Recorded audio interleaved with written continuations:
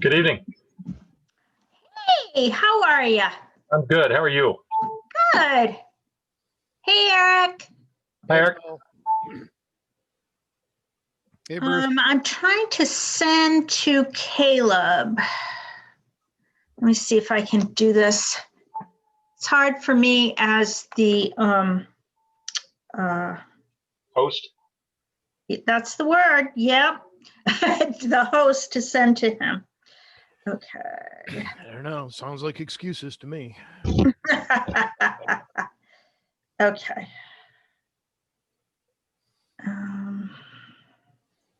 Send. Copy. There we go.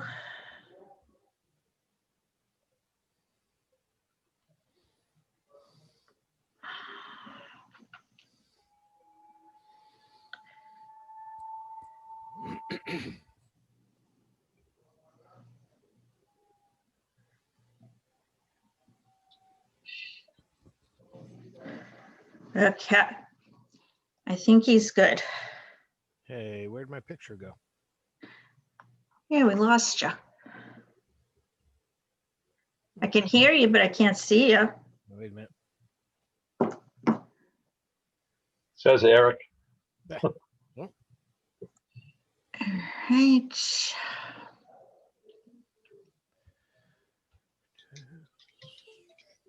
Start video.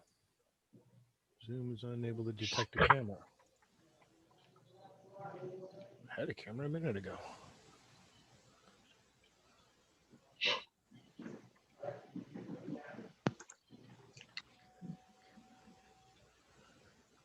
It's plugged in and working. Okay. There it is. I'll be right back, guys. I'm still here. I'm just on another screen.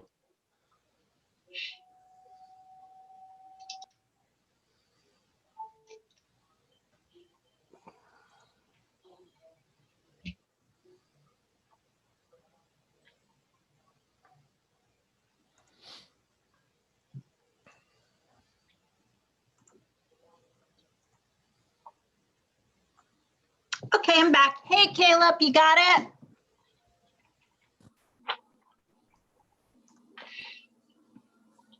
it? If that's Caleb, he got old and ugly. Oh, no, wait, that's Jesse. Hi, Jesse. Hi. We have a guest with us, E. Whitman. That's my wife. Oh, I'm okay. using her system. So Oh, okay. There we go. Thank you, Mel. You're welcome, Caleb. It was super weird because I got a notification on my phone saying like, you're invited to the meeting. And then like, I looked back at it and I was like, I can't find the notification now. So I went into my email and then I asked you to send it and it came up on my phone. And then it appeared on my computer later. Who knows? I know. I'm still having issues. Oh, let's see. It is recording us already. Let's see. Pause recording. It's our December meeting of the Stonington Harbor Management Commission. We definitely have a quorum. Lots of people here. Good.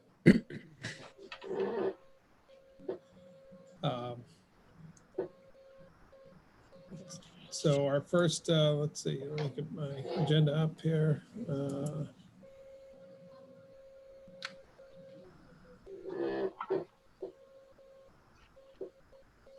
have the action items printed, Jay, if you want me to do those when you're ready.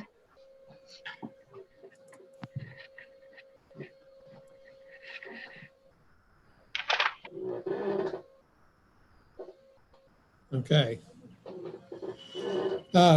So for the first order of business is to review the minutes from the last meeting. First, why don't we go through the action items first, and then I'll entertain a motion for the minutes for the last meeting. Okay, do you want me to read them, Yeah, Jed? go ahead with the action items, Melanie. Okay. The first action item was for Eric, and he has showed this complete. It was Harbor Master Donch will contact Michael Payton for an update on the status of the permit for the private aid to navigation for Pawcatuck/Osborne Point, clarify the commission's preference for a piling versus a buoy. And Eric emailed me that's complete. Is that correct, Eric? Yeah, that's complete, and I'll talk about that more in the Harbor Master report. Okay. Good. Second action item is for you, Bruce McKinnon. We'll contact Gilman to further discuss the pricing for new buoys for the harbor. That is done. Do you want me to run through it now? Jay? No, we'll go over those later in the meeting during the. Okay. Yep. Okay. The next action item is still open. Harbor Master Donch will discuss the purchase of more up-to-date and advanced options for searchlights for the Harbor Master boat, including a handheld device.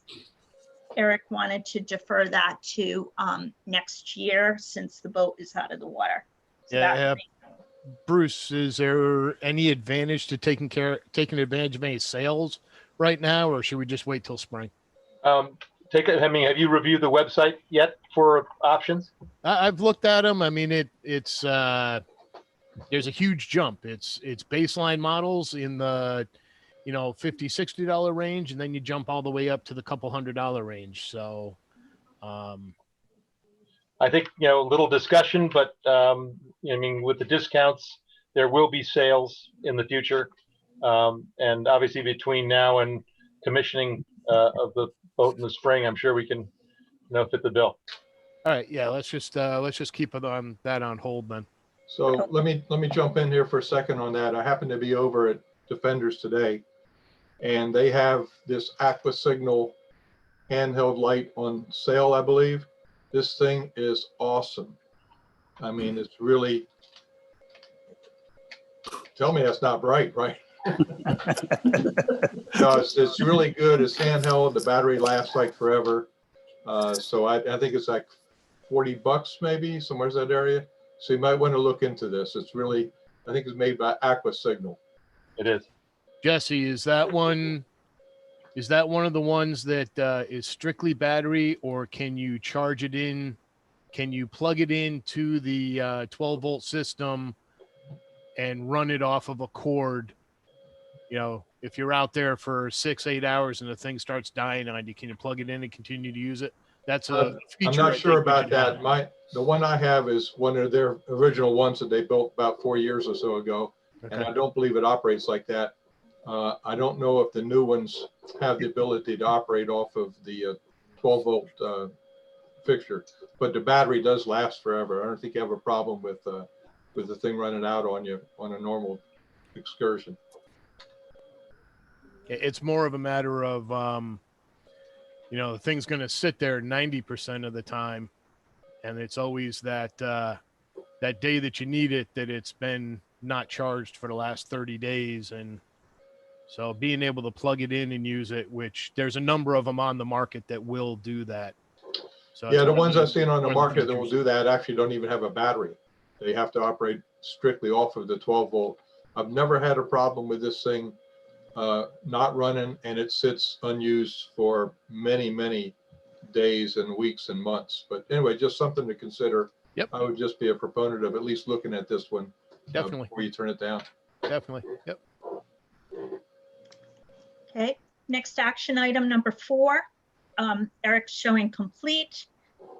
The double checking the electrical issue at the dock to confirm the issue has been resolved, and he said it has. Yep. Took a drop light down there and plugged it in. No issues. And the outlets are dry now as opposed to having water in them like they used to do. Eric, do we need to reset the timer for the lights, or are they okay? Do you happen to know? I didn't look at the timer setting. Probably needs to be changed now that it's getting dark at 4:30. But there's also no boats using it, so it may That's not, true too. may not be much of a point. Right. Yeah, the dock is, the police boat came out before ours. They had a steering issue. So there's nothing on the dock right now. Is really, we don't have to worry too much about the lights. Okay. I Okay, think we can call that one done, Mel. okay, I'll show it complete. Just want to let you know, Ed just joined us. Hello, Ed. Hi. Hey. Okay, we're doing action items, Ed. Number 5. Again, lucky for Eric. He's showing complete investigation of the possible change of storage facilities to a facility on Extrusion Drive in Pawcatuck. He's showing that the current storage facility is paid through August 2021, and he'd like to just remain there for now. Eric? I stopped in and checked with them, and they said, yeah, you're paid for another 6 months. And so I don't see any reason to move right now. I don't know how that accounting worked out, Sherm, but Just a miracle. Christmas miracle. Okay. Would action you item want to number- change in August? Sorry. Would it be more convenient to move it, Eric? I think it might be more convenient to move it. And the one advantage that I can think of, I know that in the past, in heavy storms, heavy rain, they have ended up with water in some of the storage units where we are now, down at White Rock. So, Okay. We'll keep that in mind for August. Action item number 6. Chairman Spalding will include mooring waiting list fee changes for public comment to today's meeting agenda. That's complete. It was included. So we're all set with that. Jay, any comments, or you're good? No, we're good. That's next. That's high on the agenda. Yep. Okay. Next item is number 7. It's remaining open. Harbor Master Donch will issue the next 10 names on the waiting list to Commissioner Williams to make contact with these individuals to inquire of their interest in a new mooring in the harbor for 2021 season. Eric? yeah, we need to have a little bit of a discussion about Yeah. that tonight. We can cover that during the Harbor Master report. Yeah. Okay. Based on a conversation that Jesse and Sherm and I had while we were out on the boat, taking the slow no wake signs down, we'll discuss all that. Okay.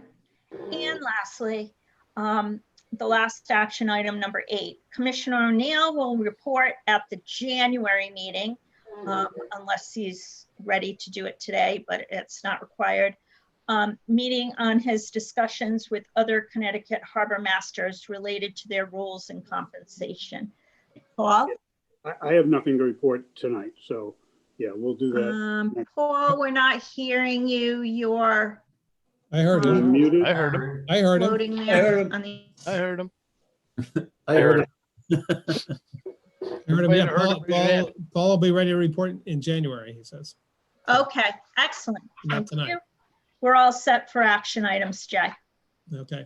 All right, can I get a motion to Motion approve to the minutes accept. from the last meeting? I'll second. I'm sorry, who was Bruce A. first, please? Bruce? Bruce A. Okay, and second was, Ed, Ed, thank you. You're throwing her with Elise's name up Any there, Bruce. more discussion on the minutes Right. from the last meeting? Corrections or changes to the minutes? Okay. Well, all those in favor then? Aye. Aye. Aye. Opposed? Okay. That brings us to our public comment section. So we have Ian Cook on the phone, and to our 2021 harbor management fees. So we're looking to put a slate of fees on the in the agenda. Commercial mooring fee, $100. That's the same as it's been. Private mooring fee of $50 is the same. Special purpose mooring, $20, again, the same. The new fees of a waitlist initiation of $50 and waitlist annual renewal of $20. Those are both new fees. We talked about fees last summer, came up with some provisional idea, and now we're trying to formalize this. And I don't think they would, if I recall correctly, according to the plan as we have it now, they wouldn't kick in until September of this year.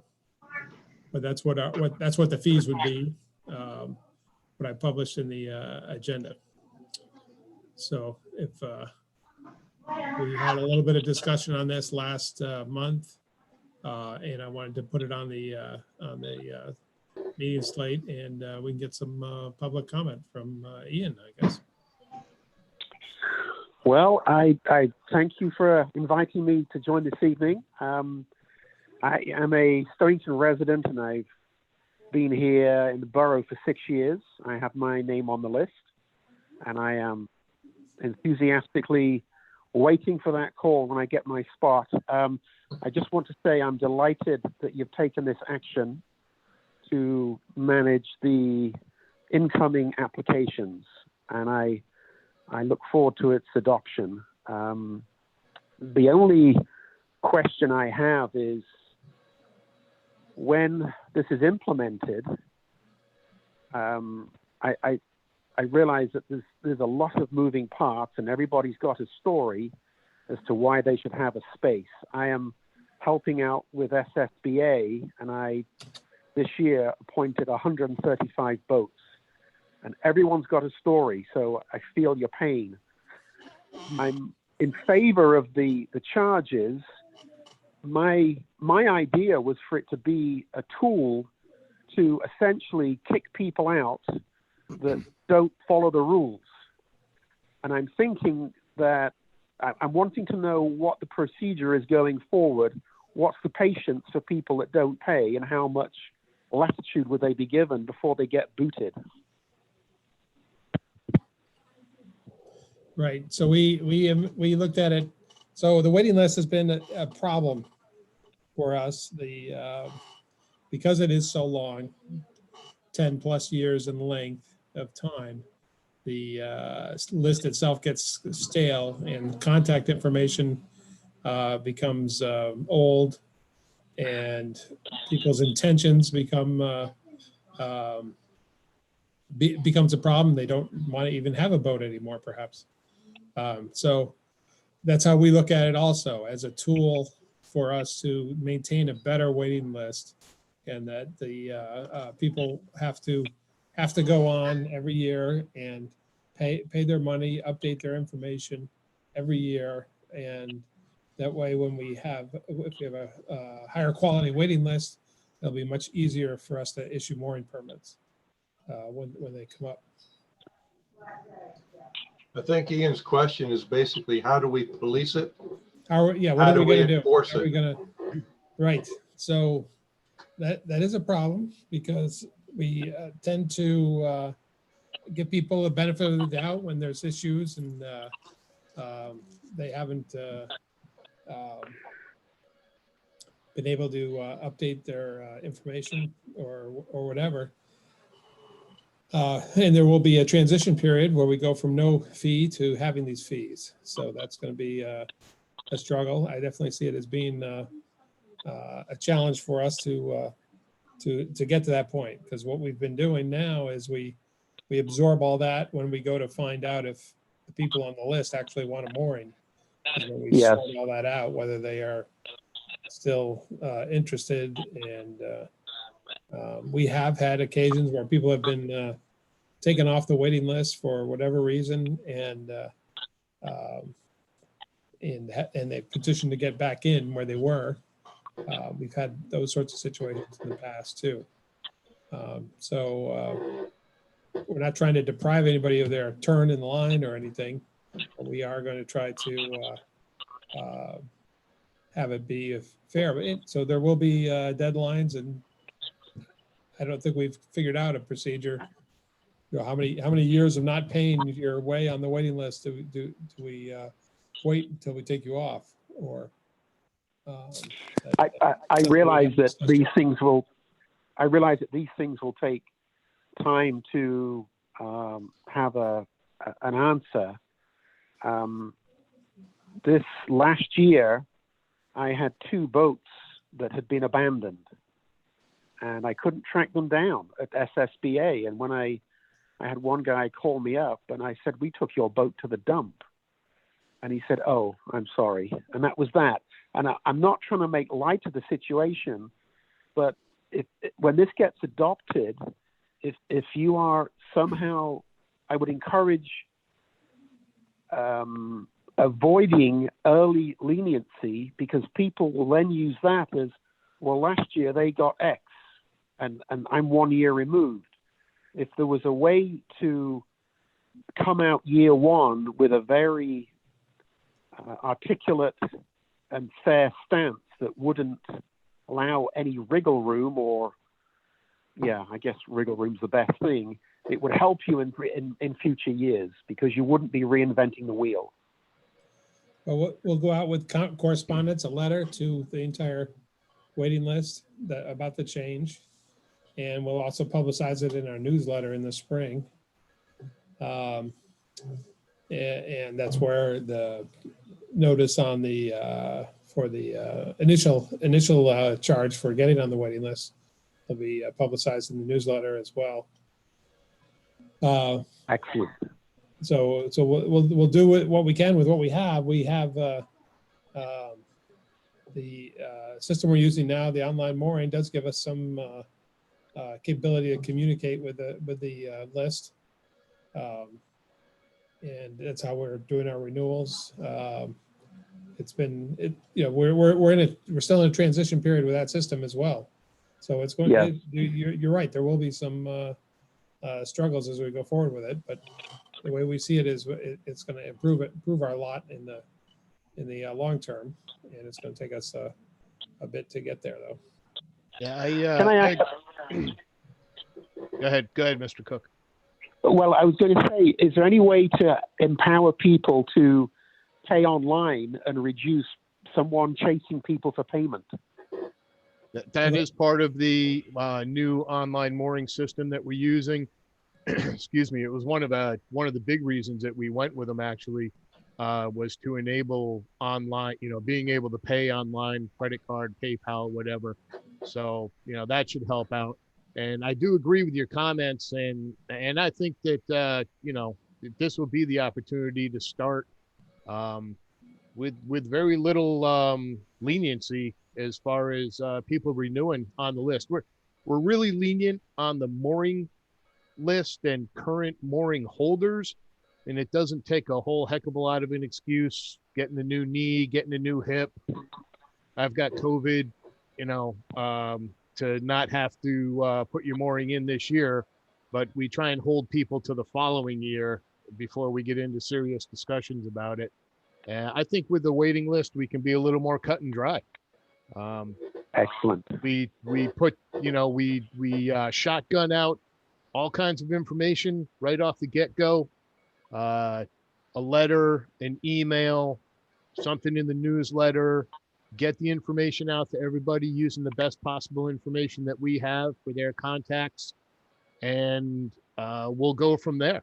And yeah, we probably will have some people come back 6 months, a year later and say, "Oh, how come I'm not on the list anymore?" And they'll have to justify why they should end up back on the list in their current position, or they're welcome to join the list, as a fresh renewal again. So, well, yes, my personal opinion is that we can be pretty tough right up front And my belief is that it will be a policing tool to keep the list clean and up to date. Well, that and it's a way for us to get everybody into the using the online mooring system before we have to engage with them regarding mooring. So if we've got them all engaged in the online mooring through the waiting list interaction, that'll make our life much easier when we do go to do the moorings. So on their online application, they stipulate their boat, its draft, its length, and a name and details? Yes. Yeah, you're in there, Ian. You you probably haven't had to look at it because the only people who've had to look at it are the people who had to do renewals last January when we started using this system. Hey, Well, let's just see here. Mr. Cook lives in Stonington. His vessel's name is Sapphire. It's a 20-foot sailboat, Celebrity, drawing 1 foot. And yeah, you're in here. Well, right. Well, I can say that my boat has changed. Okay, so you can take so the you can go in opportunity. there and update the information. Yep. When you, I will log in and change it. Do you think if I told you that I actually had COVID and recovered, that would help my case? No, not at all. See, you let on that you recovered. That's not going to help. Yeah. My doctor told me that I should get a mooring in the harbor, and that would help me recover. That would help with your social distancing. Yes, it would. No, I don't make light of it.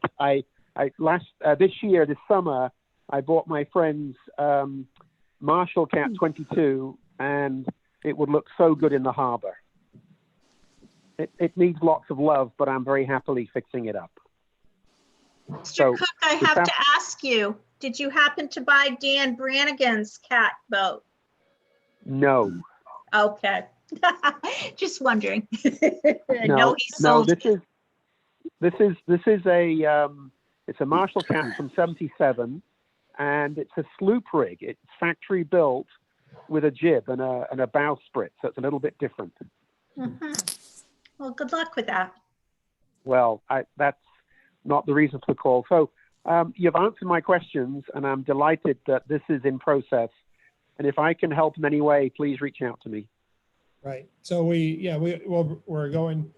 did this transition last year for the renewals for people, the mooring list, and we'll be doing it this year with the waiting list. We'll be engaging the whole waiting list with login information for online mooring, and for most of them, it'll be their first interaction with the online mooring system for this. So we'll be working this transition for most of the year. Can I add to the discussion? I just want to say that years ago, and it's been well at least a decade, when we tried to do this literally via like snail mail. We had very little communication with our wait list. Everything was via mail. We didn't have email addresses. We didn't have anything online. And we tried to do a real like pruning of the wait list just by, we're going to just get rid of anybody that, we can't get a hold of. And it was a fiasco. But I feel like fast forward now 10 years at least later, I think we've got enough communication. We're online. We've got email addresses. I don't think there's the excuse that people had a decade ago. So I think it's fair to be, much more ruthless and say, look, if you don't pay that, I think it's a good suggestion to really set the tone like, this is it. You have no excuse not to update your information, not to communicate with us, not to pay your waitlist fee. That's it. So, because it's like in the last 10 years, a lot of things have changed. So a decade ago, I was a little squeamish about that whole process because we had so little contact with our members of our waitlist. But it's a whole different world now, and I think that's the right approach. Ian, this is Jesse Diggs. I'd like to ask you a question. Sure. Have you used the online mooring system, and what's been your experience and reaction to it? Well, I don't have a mooring in the harbor. I'm on the wait list. I don't have any access to it as far as I know. Right. You should have access, Mr. Cook. Yeah. We can double check on it, but I believe if you just go to online mooring, Google search it or whatever, and choose Stonington Harbor. And Okay. then Mel, you may be a little more familiar with this too. I think there's a way then that Mr. Cook can put in his information to identify himself, and it'll give him a login so that he can go in and make changes to his application. That's correct. And this is online harbor? Online mooring. Online mooring. Yep, onlinemooring.com. Mr. Cook, if you have any difficulties, just give me a telephone call or an email, and I'm more than happy to help you and walk you through it. Well, I will get on that immediately. Thank you for the invite. Sure. Right. That's are there the any information other that we'll questions? be sending out by letter or email to the whole waiting list. And Mr. Cook, we'd welcome your feedback to follow up on Jesse's comment. We'd welcome your feedback on how it is on the user end, so that, if there's difficulties that you encounter, that we can work with to make things better.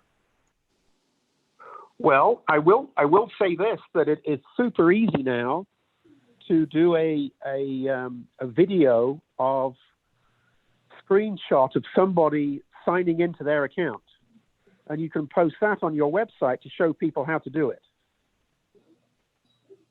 Good idea. Good point. Yep. And then that video link would be, it could be 60 seconds, maybe 45 seconds, and it will just give them the flashes of the pages to know that they're on the right place. Excellent idea. Okay. I'd like to comment on that. That is an excellent idea. However, just a caveat, online systems change so frequently. As soon as you record a video and they change the interface, it looks different and people are lost. So that's a great idea, but it's got limitations just because web applications change, regularly. It's a live system, things change. So just be aware of that in terms of, I've been to so many of these like tutorials, and the screen they show you doesn't look at all like my screen because it's a month old or a year old or 6 weeks old. You never know when things are going to change. So that's useful up to a point. That's all I wanted to add. I will volunteer and shoot a video every 3 months to go update it onto a website. I'll do it for you. Thank you, Ian. I'm writing that down. I got it in the minutes here. Oh dear. What have I let myself in for? And his phone number is. You're always looking for volunteers here. That's great. Well, thank you. I will depart with this. I'm delighted to have been invited. Thank you for the invite. I grew up in England, moved to the States 20 years ago. I call this home. I've been to 55 different countries, including New Zealand, Japan, Antarctica, Greenland, all over the place. And I haven't been to a more beautiful harbor than what we have on our doorstep. And that's why I live here. Wow. Well, thank you. Thank you. And Ian, thanks for your help in keeping it managed on the small boat side too. You do a great job there. Well, that small boat side, there's a few heads I'd like to bang together, but I'll do that in private. We'll get together and knock your small boat heads against some of my mooring heads, and maybe we'll get a winner. That's funny. I'll leave you with this funny story. This year, I did the assignments back in May, and obviously everything was out of whack. We had no momentum. and I must have personally called 60, 65 individuals to give them a nudge to get their application in. And they said, oh, yes, yes, yes, yes. I'll do it, I'll do it, I'll do it. Anyway, we got through it and we had 100% assignment. Everybody had a spot and that was that. They had paid their space for their boat. And it took about 6 weeks and I was receiving emails from people saying, I've been down to small boat and I counted 30 vacant spaces. Why can't I get a space? And trying to get people to understand that that person in good faith had got their spot, but hadn't been able to put their boat into it was very difficult. And it takes a calmer, leveler head than what I had at the time. But now I am calmer and more leveler. How about that? Congratulations. So I'm going to sign off. Joe Williams has got my contact details. If anybody wants to reach out to me, Eric, I'd love to catch up with you at some point and hear more about what you do. And I remain available. All right, excellent. We'll, Glad you could join us, Ian. We'll get that together. Thank you. Joining. Jay, thank you very much. Bye for now. Okay, thank you, Ian. Bye-bye. Hi, Mr. Cook. I'd like to point out something that Ian mentioned that's, I think, really critical and maybe an opportunity here. He said he's been in town for, I don't know how long, but I remember like 6 years, I think he said. Yes. On the wait list. Not aware that he could manage his waitlist application online. And I just went back and looked at last year's newsletter where we talked about online moorings. It wasn't really very clear about waitlisters. So I think when we go do the newsletter this year, we want to make sure waitlisters, now that you're going to be paying for it as well, you also have an account. You have to go in there, all that other stuff. Because it was not at all obvious. It might have, if I read through it, I don't know if it even mentioned waitlisters. I just kind of like skimmed through it. But the fact that Ian didn't know, and he's clearly on the ball and really in touch with what's going on, we should probably make that much more clear, at least in the newsletter, since it seems to be a pretty popular, publication every year. So. Yeah, I think with the year under our belt, more or less, that we could do a lot of helpful hints and a good size article on online mooring, dedicated, some of it to mooring holders, some of it to waitlist holders, waitlisters, whatever we want to call them. But yeah, now that we've got a little experience, I agree that should be a major article in this year's newsletter. Front page, probably front page. You get the front page, Jay. Yes. I think it could be helpful, since we're about to spend a year anyway concentrating on the wait list to get it the way we want it. If we think in terms of two different time periods, the period we're in now, Charles, to your point, I don't think most of the people on the wait list have any idea that there's anything that they can do other than just what they've been doing. And then, and that isn't going to change until we can roll out in a professional, thorough manner instructions to everybody that's on the wait list now, as well as people that want to be on the wait list, 10 or 15 a year, what it takes to be on it. So, we have, in the next several months, we're going to need to deal with what we want to do with wait list people who have risen to the top that Eric we might want to have available to assign some moorings to in the spring that we have not talked to. We didn't talk to last September. So this is sort of a one-off deal again this year of recruiting X number of candidates to offer moorings to, and then begin, in the spring, rolling out with the newsletter or however we want to start it, multiple forms of communication to existing waitlisters on where they are, how they can see their information, how they can clean it up, how it's going to work in the future, and be prepared then for September of 2021 when we're operating on the new system. Now, if we have the ability, we have a short-term problem to deal with, that's this year.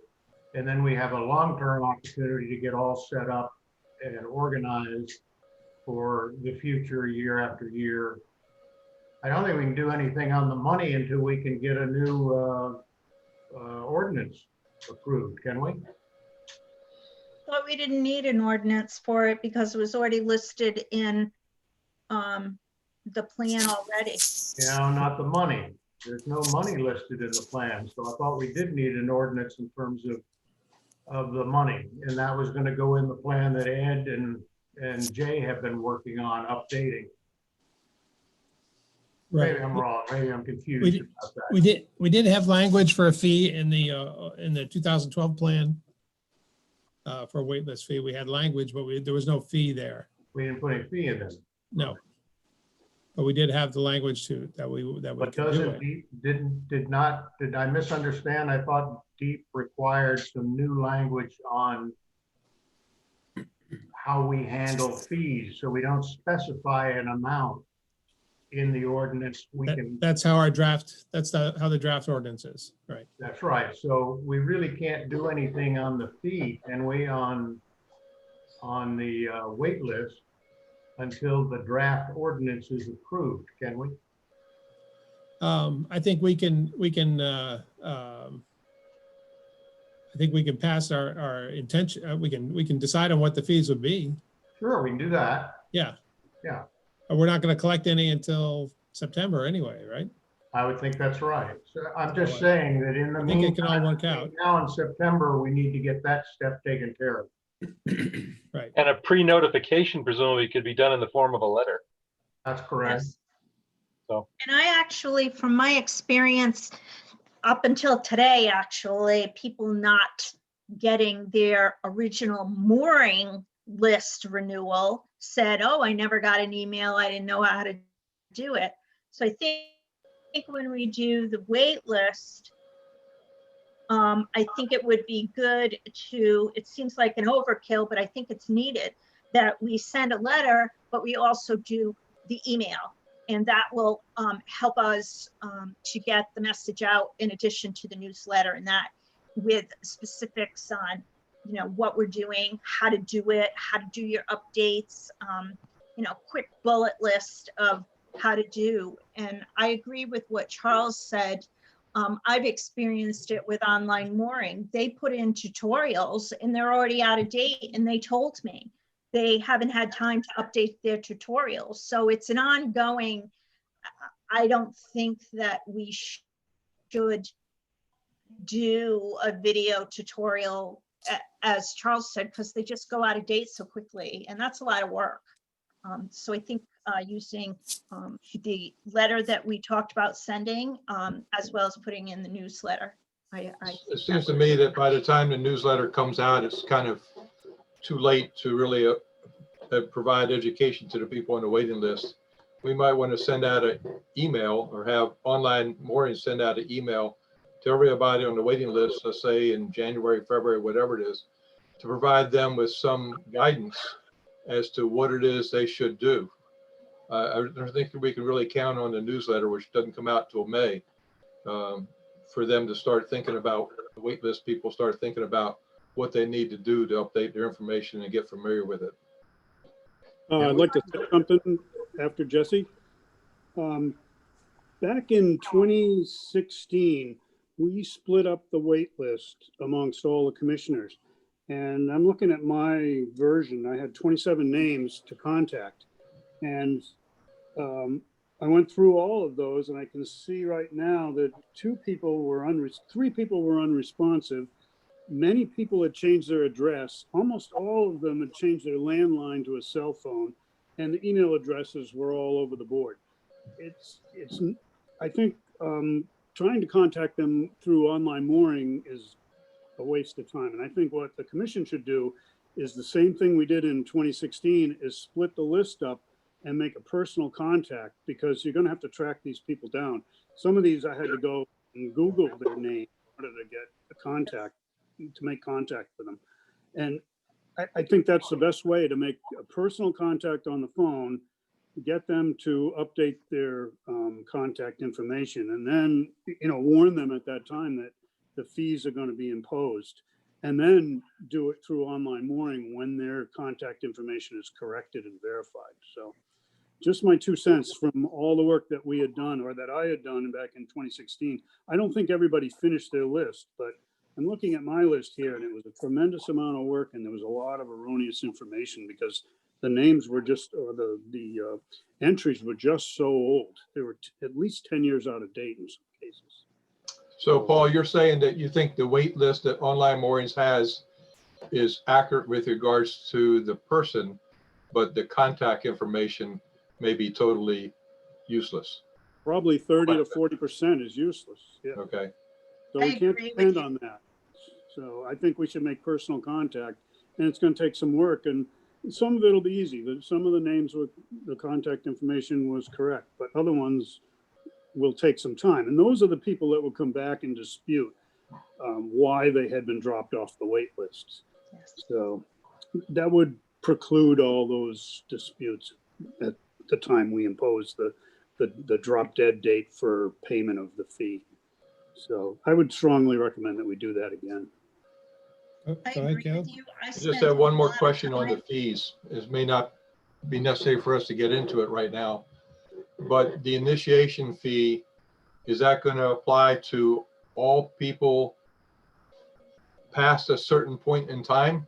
Or does everybody that's on the waiting list right now have to pay an initiation fee, and then the following years they've got to pay the update fee? So the question is, when does the initiation fee begin? Seems like you'd have to grandfather them. For a new That's what I think too. I think you have to grandfather them. So at some point in time, I don't know, September next year, whatever it is, from that point forward, it's all new applications have to pay the initiation fee, but everybody that's on the wait list right now doesn't have to pay the application fee. I You agree. just have to pay I agree with that. I think you should talk to the town lawyer first. That may not be legal. I think we should get a legal opinion before we do that. Okay. I mean, this should be equal under the law, and having a grandfathered waived fee may not be appropriate. So, okay. That fee would probably kick in when the new ordinance would be approved. That would be the effective date of that fee. I kind of also think that the fee, the whole reason we're doing all of this is to cut down that list. And if we start waiving that fee for everyone who doesn't have any good information in there, we put ourselves right back in the same situation we've been stuck in, where I do feel like some people deserve, like if you want to be on this list, you've got to participate, because right now it's like you're on the list if you ever said anything one time 10 years in the past. And that's what's basically holding us up. That's true, Caleb. And a lot of people do update their information. Right, and those people. I updated 3 people last month who had sent in the form that they downloaded from the site, from the old site or from somewhere, the waiting list update form from 2008 or 9. It's dated or something, and they filled out that form and sent it in. And I updated their contact information. So some people are keeping their information up to date. Man, The boss has arrived. Man, we got a new member. Is that kid on the waiting list yet? Time to sign him up, Caleb. So I think Caleb's making a good point, and that is that, when we institute this, everybody's on the waiting list starts off with an initiation fee, and that will chase a lot of people off right away. 50 bucks is enough to make people say, forget it. Yeah, especially people that are not serious and they're just kind of hoping that time and whatever is just going to work out for them. Like, I just think it, it does simple. When Ian started talking, one of the first thoughts I was like, oh, we should offer like some kind of a grace period. But I was thinking a quarter year grace period, 3 months would even be fair. Like if we say, look, we're going to start this new fee by, whatever, May, that would be 5 months from now. You have to either participate or you're off. And then, to what you said, Paul, about people being upset that they got bumped off, it's like, all right, well, we did offer a grace period. We didn't just, cold turkey everybody off the list. But if you want to participate, you have to pay, and you have to make sure that your information is updated, because the way it's set up right now, it's set up to make us fail and make it so that we can't possibly get through every bit of information. It's not fair. I'm not sure I understand, Caleb. I'm not sure I understand your point. You're saying that somebody who's on the list today has been on the list 5 years, whatever. When we start this program, they should immediately pay the $50 or the $20? $50. No. Well, that's what you say, Jesse. What does Caleb say? Well, That's not what we- I think to Charles's point in the chat, that we need to get a legal opinion to really make a decision on that. Yeah, I understand. Like what Paul said, but I honestly think if you've been on that list, I believe you should pay an initiation fee, because everyone moving forward will be paying an initiation fee. And in order to keep it, I think it's more of a legal issue than any kind of we should be doing them a favor. And I'm not against people being on that list. I just think that it's out of hand the way it's set up right now, that anyone can be on the list, no matter how long ago they signed on, and they don't really have to keep up their information. So I think anyone who's serious about being on that list will understand the purpose of the fees. And, Well, I understand that. I just don't quite understand why $50 is necessary versus 20. And one other comment, we need to get away from calling this an initiation fee, which may play into a problem, Paul, that our attorney points out. It's really not an initiation, it's a setup fee.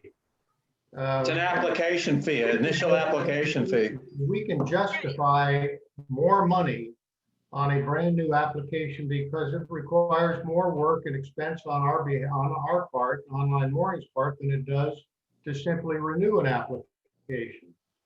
So I don't know what, Charles, what did you call it, an application fee? Whoever did, but yeah, I called it that, yeah. My original notes state, we talked about a wait list. It's initiation. It should say wait list new application going forward would be $50. Current individuals that are on the wait list, as we have today, they would pay their renewal fee of $20 a year. That's right. So anybody who wanted to come onto the wait list in 2021 would pay $50. And anybody going forward would pay $50. But if you're currently last 10 years, 2 years, whatever, been on our official wait list as of January 1st, 2021, you would only pay $20. In part of the justification, part of the justification for the difference in the amounts from a legal standpoint will undoubtedly be the record on the person that's already there already exists. It fits in there. Charles transferred it over. It's on Online Mooring. It may in fact be perfectly correct. It's not everyone is bad. No, they're there and it's a renewal. It's a seamless kind of renewal for them. We just are doing it in a new way. Yes. New piece of paper comes in or a new sign up. I think that's a new deal. We have to create a new record. We have to spend time educating them on how to set it up right. It takes more time. There's a cost associated with that. That's right. What about Paul's idea of us trying to update the list so that when Online Mooring sends things out, they have a correct email or phone number or something? Well, I mean, Eric, have you got a plan? Do you have a thought on how you wanted to approach the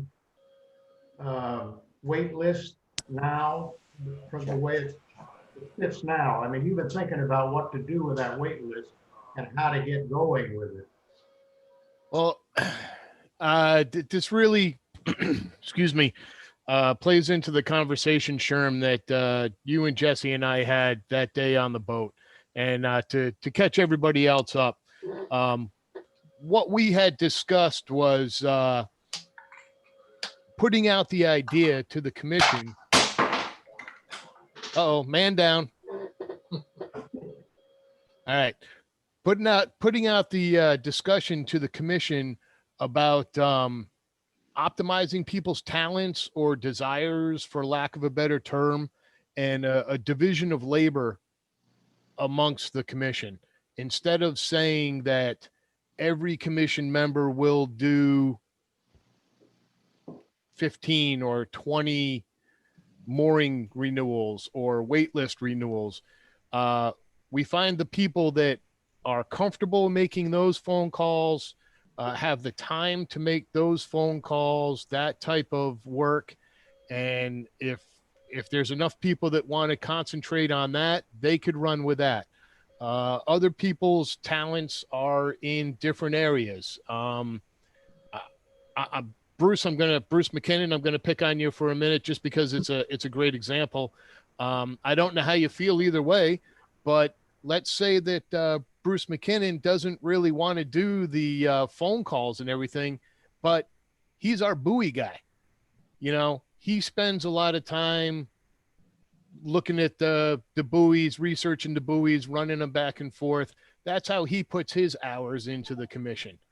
Other people don't want to take on a physical thing like that. They're more comfortable making 20 phone calls over the course of a week or so. And it might be more productive overall if the commission sets itself up so that everybody who's comfortable in a different position takes on those roles. Does that kind of sum up Jess and Sherm, the way that we talked about that? Yeah, pretty much. But you also mentioned that you're going to concentrate, you and Charles are going to concentrate more in the future than you have in the past on the wait list itself. Well, yeah, now, I mean, that just fits into, like Charles was saying, and like the way this conversation has kind of gone. We have better information now than we've ever had in the past. We've got a good tool to work with. We have I've got online mooring open here. We've got a field here in online mooring that is called application incomplete. And to be perfectly honest with you, I'm not 100% sure what that title means. I have to have the conversation with online mooring, and then we have to go through it. And, you know, that has 166 people in it. Now, are some of those wait lists that people tried to sign up for? You know, one of the things that we saw this year was people going in to renew their moorings and take care of the renewal process and somehow creating a new application. So we've had duplicates where it's a wait list application under review, and you go in and you look at it and you say, hey, wait a minute, I know that name. That guy's got a mooring in the harbor. And it turns out that when they tried to do their renewal, they added themselves to the wait list again. So there's those type of issues that we need to get cleaned up. Was it my intention to reach out and do a phone call like Paul has suggested? That's up to the commission, to be perfectly honest with you. That's it's not something I'm interested in doing. It's a lot of work. Yes. Does it help cover us when, 40% of the list gets dropped because they don't reply? yeah, then we can say, hey, this person tried to reach out to you on these dates, and this is why you weren't carried forward on the list. There's pluses and minuses to the whole thing, and I'm not going to dictate whether the commission wants to take that kind of work on or not. We've got kind of jumping forward here a little bit, but we have 100% complete replies, or whatever term you want to use, for 2020. Everybody that a mooring renewal application went out to in 2020 has been contacted in one way or another, and has either paid their money or has said, take me off the list. And, that's probably the first time we've ever hit 100%. So kudos to Melanie. She put a lot of work into that to get us there. But, as of today, actually, I think today, Melanie finally nailed down our last guy on a phone call, and he promised to put a check in the mail. And so we're 100%. So we're I don't want to claim victory, but we're getting this. We're getting the moorings more under control. So now it's time to move on to the wait list. I mean, I think I'm just repeating and stating the obvious here. Well, Eric, are you going to want some names for next March from the wait list? As far as new offerings? Yeah, four new offerings. Well, that's the open action item that I have to give Joe 10 names to contact. Is 10 the number? Was that the total you were thinking of, or was that thinking of dividing it up and 10 for Joe and 10 for somebody else? And I think honestly, we could go for 20 moorings next year. Eric, and even that leaves us a little buffer. Eric, this is Paul. Yep. Going back to the 2016, we had the 2016 list came up for renewals. My section of the list came up for renewals last, and I did the first 4 names. So I'd like to take dibs on the next 24, because those people are the people I have contacted in the past. So let me volunteer for the next 24, which would be Andrew Lind down to Luke Hatton. Because I have a handwritten sheet with all the updated contact information on it, and it would be just as easy. And these people know who I am, and because I spoke to them before. Well, why don't we just, we're kind of getting ahead of ourselves here. We're supposed to talk about this in the Harbor Master's report, but I think that's a good idea, Paul. And I think we should do the full 24 this year. I think we could probably do that. All right, let's. We'll talk about that then. I wanted to get back to the waiting list fees and approve this. I think on the existing plan, our existing ordinance, we have 2 things. We have in Article 4, Section 5, application for mooring permit. The waiting list application form, Annex B, should be submitted to the harbor master with any processing fee established yearly by the commission. So right there we call it a processing fee. That's the initial fee. Okay. And then we have for renewal applications, the intent of the waiting list renewal process is to ensure the timely assignment of newly available moorings to waiting list applicants. The procedure annually validates applicant interests and ensures current applicant contact data to expedite harbor master communication with applicants. Waiting list applications are valid for 1 year and must be renewed annually for the following year. Waiting list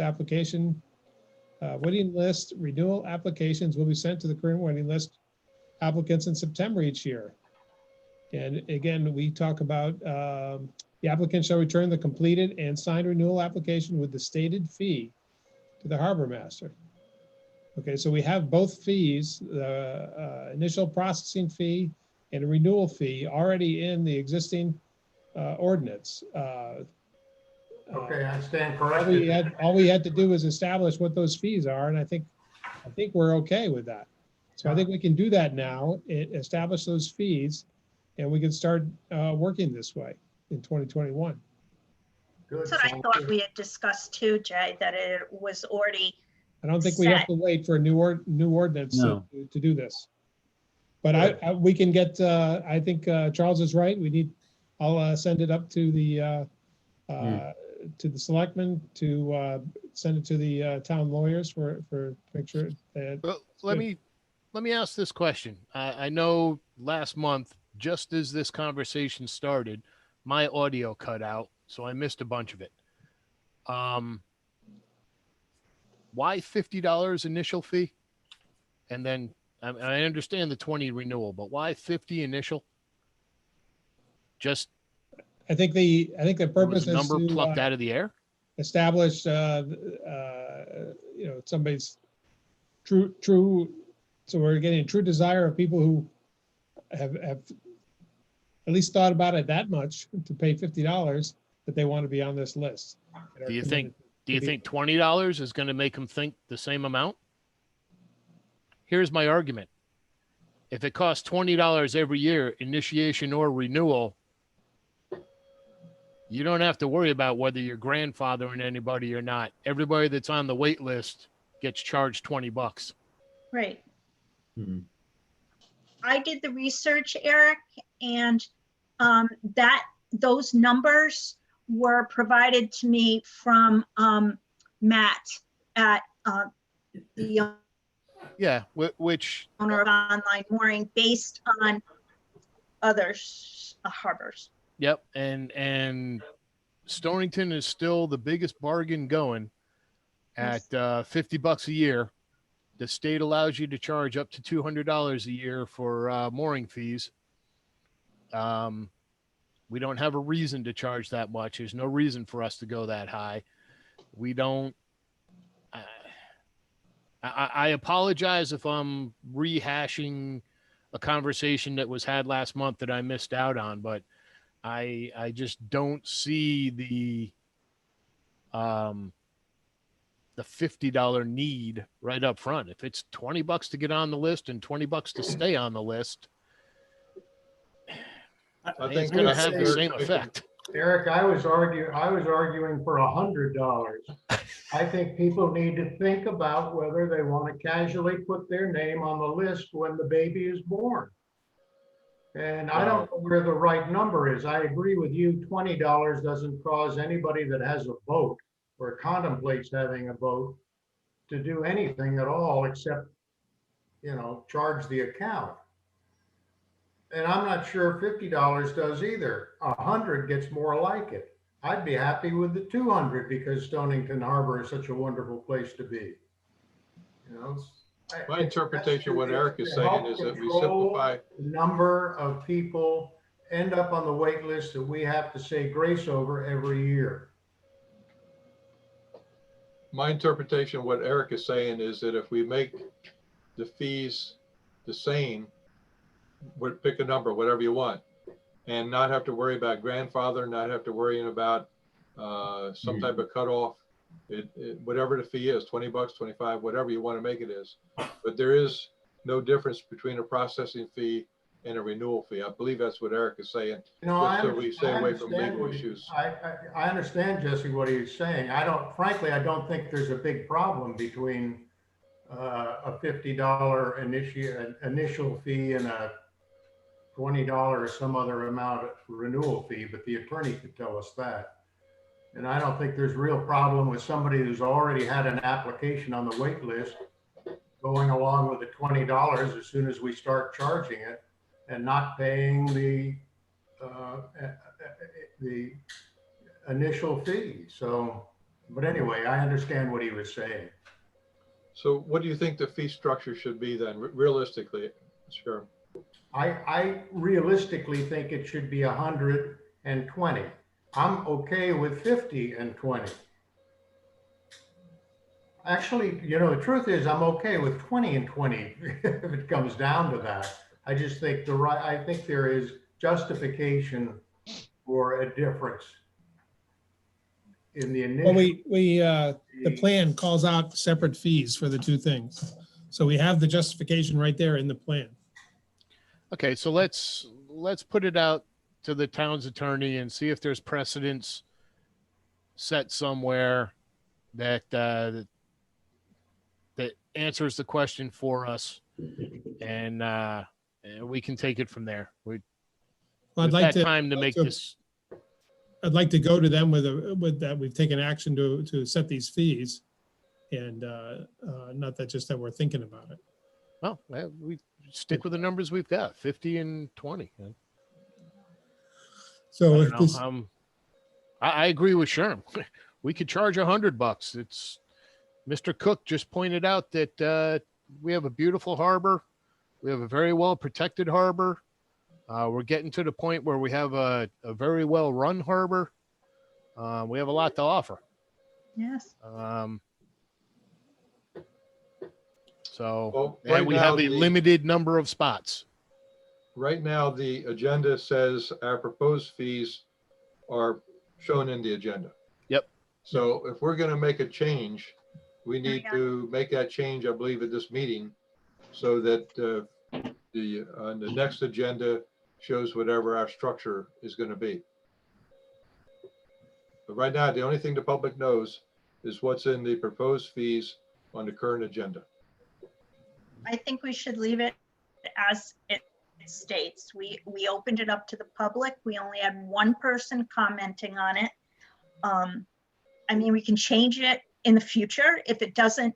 Our original purpose of this, and me bringing it up originally, was to clean up the waiting list. And I think 50/20 will help us get there. And then we can, I think we should stick with that. We put it here, it's posted to the public. Why start again? Right. I agree with Melanie. We spent a lot of time talking about this last week. We could go around and around and around again, and there's a lot of good points on either side of the argument. This is where we came out. It's already posted. We need to change it later than change it, but right now I'd go with it. Should we change the language of that word initiation? Yeah. yes, Yeah. we Change can the add the processing. processing fee in the Processing fee. Processing. So we're going to take these fees. No, processing sounds I think setup is better. Let's set up. wait list initial enrollment. It is an Process- application. It's an application fee or an Right. application setup cost fee. That's what it relates to, right? Yes, Okay, the so language in the plan, which is the ordinance, which is the law guiding us right now, says the waiting list application should be submitted to the harbor master with any Application. fee. Yes, waitlist application. Right. It's that application, called a Processing wait fee. list application processing fee. That's Right. what it's called in the plan, The word processing is in the ordinance, so we should go with in the that. ordinance. That's right. Okay.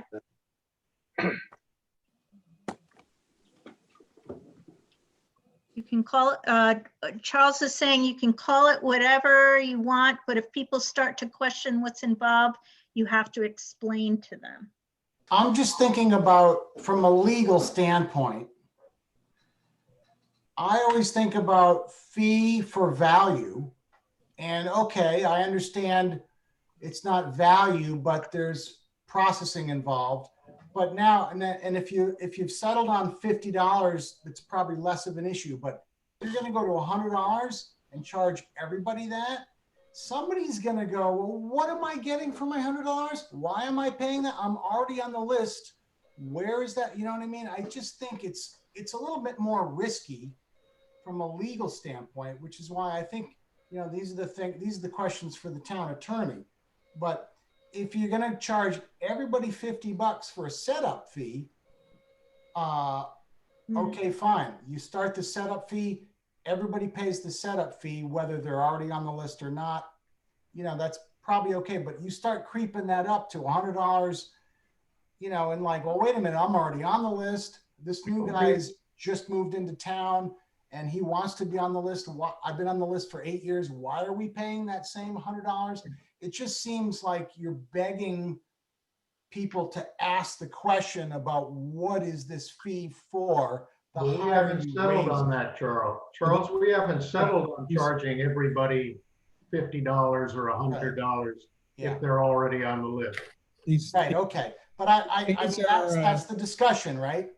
right, well, these Kind fees, of the as I discussion? said, these fees are called out in the ordinance existing right now. Right. No, I They have been understand. since 2012. We have not charged any of these fees. And what we're proposing is charging these fees. So we should do it in line with what the ordinance says. No, I get it. I'm just, Somebody's already on the list, has made their application, and is already on the list. I don't think we can go back and charge them that setup fee or processing fee or whatever that. We want to do that. right. So that's the discussion, I think, is that who pays that initial fee, whatever you're going to call it. Just new applicants would pay that fee. Right. How about if we do it this way?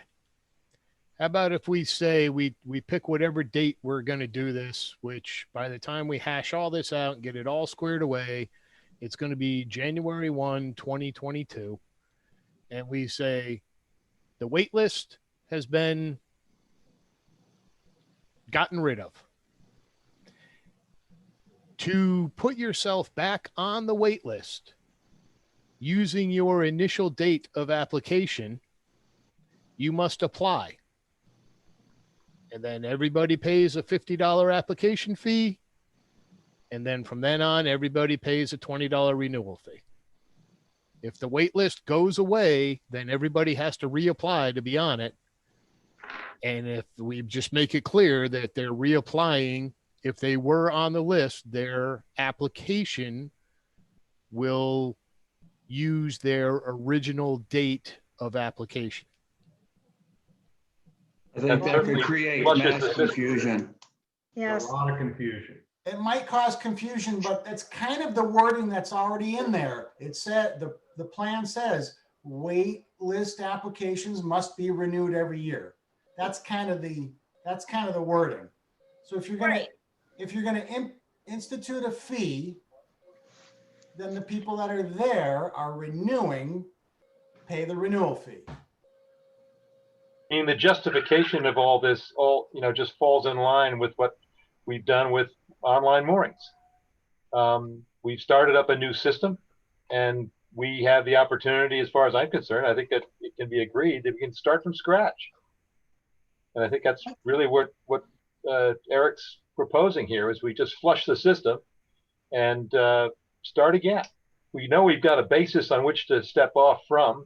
It's up to those individuals on the waiting list to step up, and if they still want to be on board, they can start again. I think that's going to cause a lot of confusion and issues and complaints from the public. If you're on the waiting list already, and we're going to put this new fee structure in place, you will be charged $20. If it's January 1st, 2022, as Eric was saying, and you want to put in a new application for a boat in the harbor for the waiting list, then going forward, you would pay $50. Anybody that's currently listed on our wait list, we would charge them a renewal of $20. It's only new applications who are not today or January 1st, whatever day we pick. Those people pay $20, and any new people who want to go on the wait list pay $50 from that date going forward for new applications. I think if we start from scratch. Are you saying they're paying $50, the new person that comes in, pays $50 that first year? You're saying they're going to pay $50 for the next 5 years? No. No, it's just the first shot. Yeah, I understand. Like it reads right here. I think we're way overthinking this, people. That's right. Yes. I think the plan at the ordinance, our existing law lays it out very clearly that you have two processes, a renewal and an initial processing. And all we have to do is put name the fee and go by the language that's here. the fee for the $20 for renewal wouldn't be done until September of each year. And then the fee for, we can make the fee for the processing effective January 1st, 2021. I don't see any problem with that. Agree. I'll send it to the attorneys, and we could probably get a decision back maybe before January. But we put that out in our minutes, and that'll be the fee. And people get on the waiting list by going through online mooring. I mean, the waiting list is on online mooring. I can manage my family members who are on the waiting list can manage their applications there. I don't see how you kick them off and try to make them reapply. I just don't think that's, I don't think we have any basis to do that. I agree with you, Jay. Yeah, that simplifies the thing. I mean, it's already written that way. Let's just go with it. I don't think we want to change. Even if we do change it, then we got to we wouldn't get until we have a new ordinance to change it. Yeah. I think the way this was done in 2012, I wasn't a party to it. I mean, I knew it was there, but you guys that did do it, it's pretty well thought out. I don't think we ever did it because it just seemed too much overhead to make it worthwhile to collect all these fees when we had to do it all manually as we would have had to in the past. Now that we have the online mooring, we have a way to do this, which won't kill us.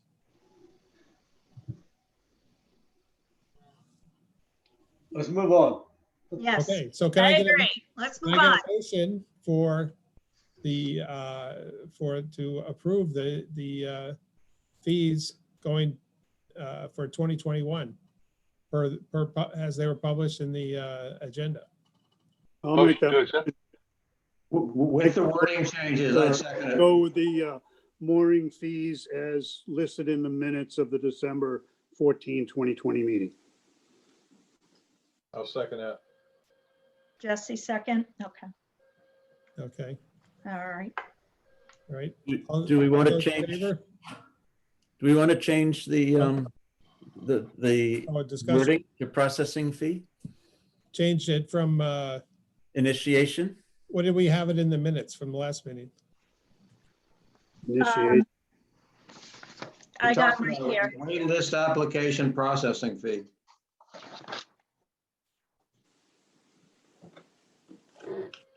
Let's see. Hold on, I got the minutes right here. It says waitlist initiation fee is what it says, last month's minutes. It does, because I'm looking at it and it says proposed initial application fee of $50 was agreed by the commission.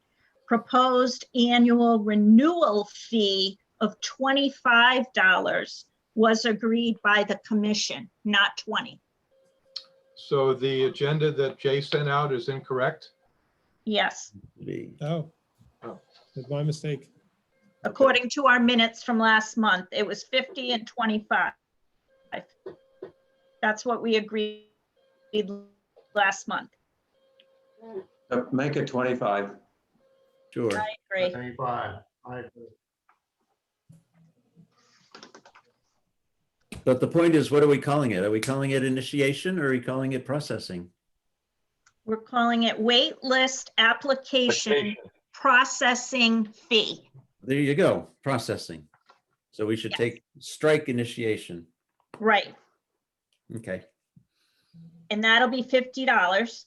And then wait list annual renewal fee will be, it should be $25 according to last month's minutes. Okay, If we agreed to. well, that's the motion that we have on the floor. Yeah.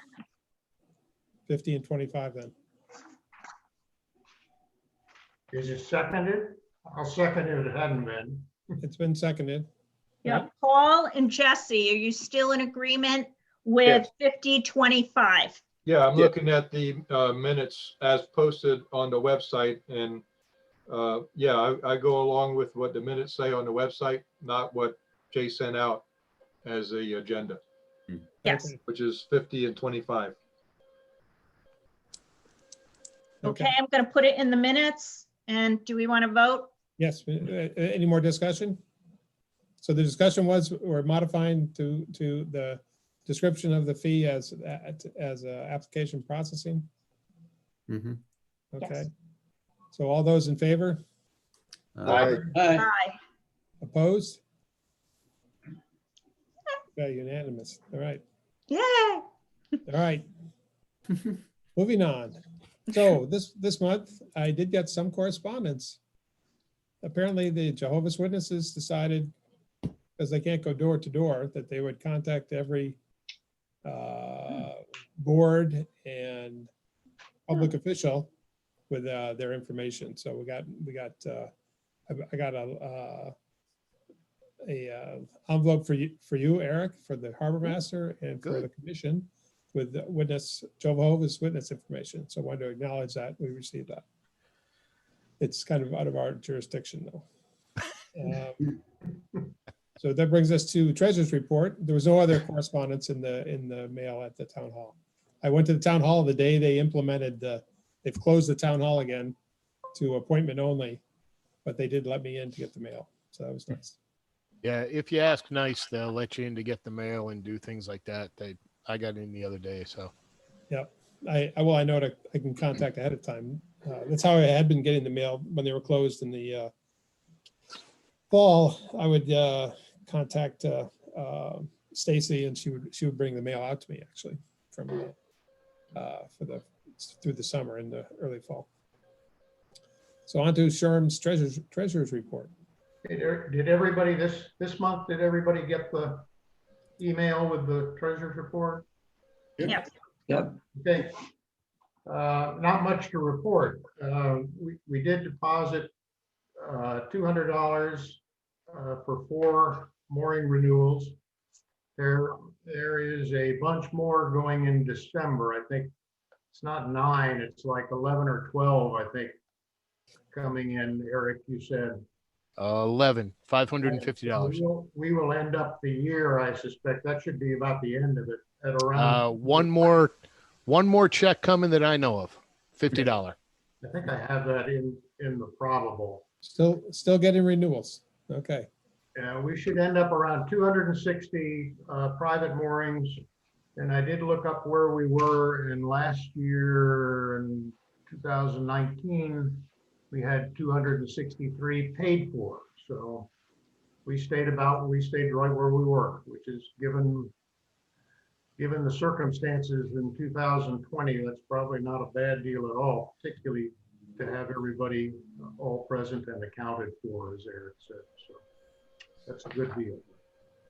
No expenses show up in November, although we paid 4 or 5 bills in November, but with the combination of Thanksgiving, I guess, and then they've had a personnel change over in the finance department.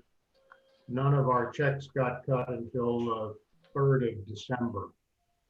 Melanie, that includes your check. I got it. Did you get it? Yeah, I sent Stacy an email, and Okay. She contacted the finance person who emailed me, and long story short, it Yeah, showed up in the yeah. mail that afternoon. Oh, good. Joe, did you find yours? You know what? I honestly have to check. I think I did, but I'll let you know. All right. If I remember right, there's about $1,000 that should have posted in November that they carried over to December. And the only other bills I'm aware of, we need a expense report, Eric, from you, if you can get one, catching up, close out the year on the little stuff. Okay. Your stuff. And I don't know whether we'll get the decommissioning bill from our friends or not. But, My guess would be not until after the 1st of the year, but. all right, we won't worry about it. So we'll end up pretty close to, if you look at the bottom right-hand number, pretty close to $9,000 in undesignated cash on hand, and then the undesignated funds in the various reserves on the left-hand side. So we do have we have funds to work with going down the road. That's really all I got.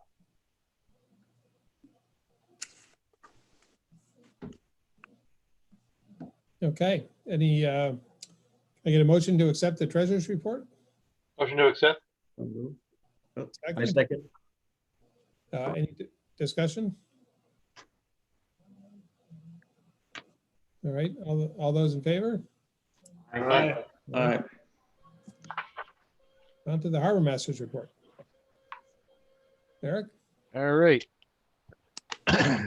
this was sent out, I don't know if you sent it to everybody, Eric, but I did attach it to the version of the agenda I sent out over the weekend.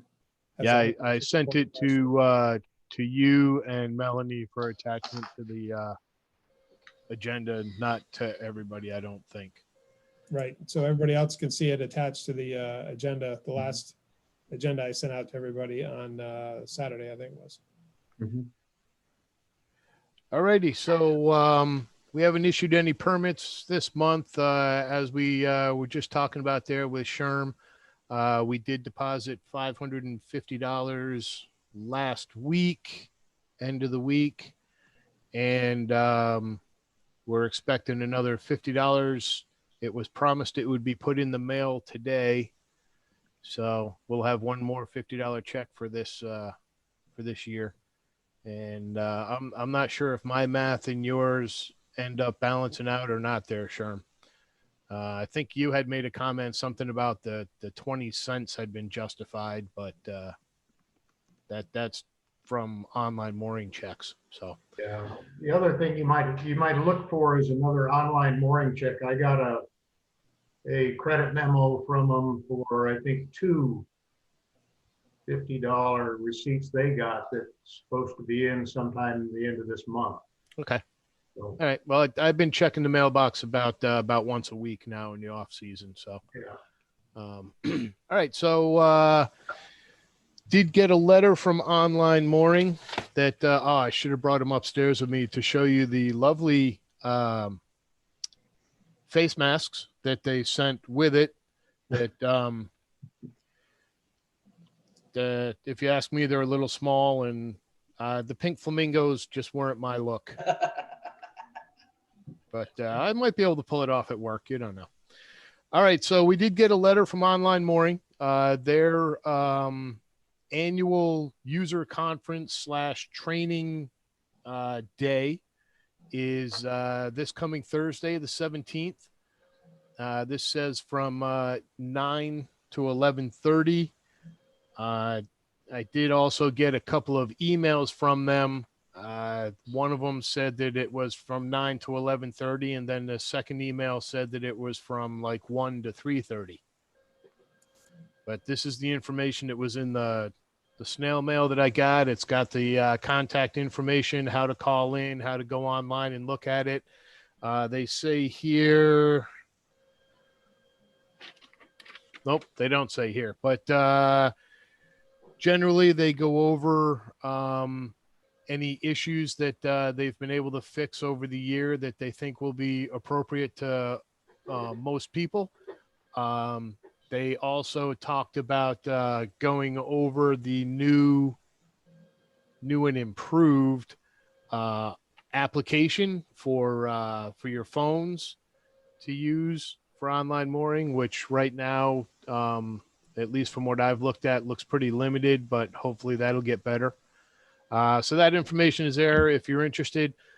Personally, I should be at work during that time frame, and they frown upon me being on an online mooring conference when I'm supposed to be running a reactor. So I won't make it.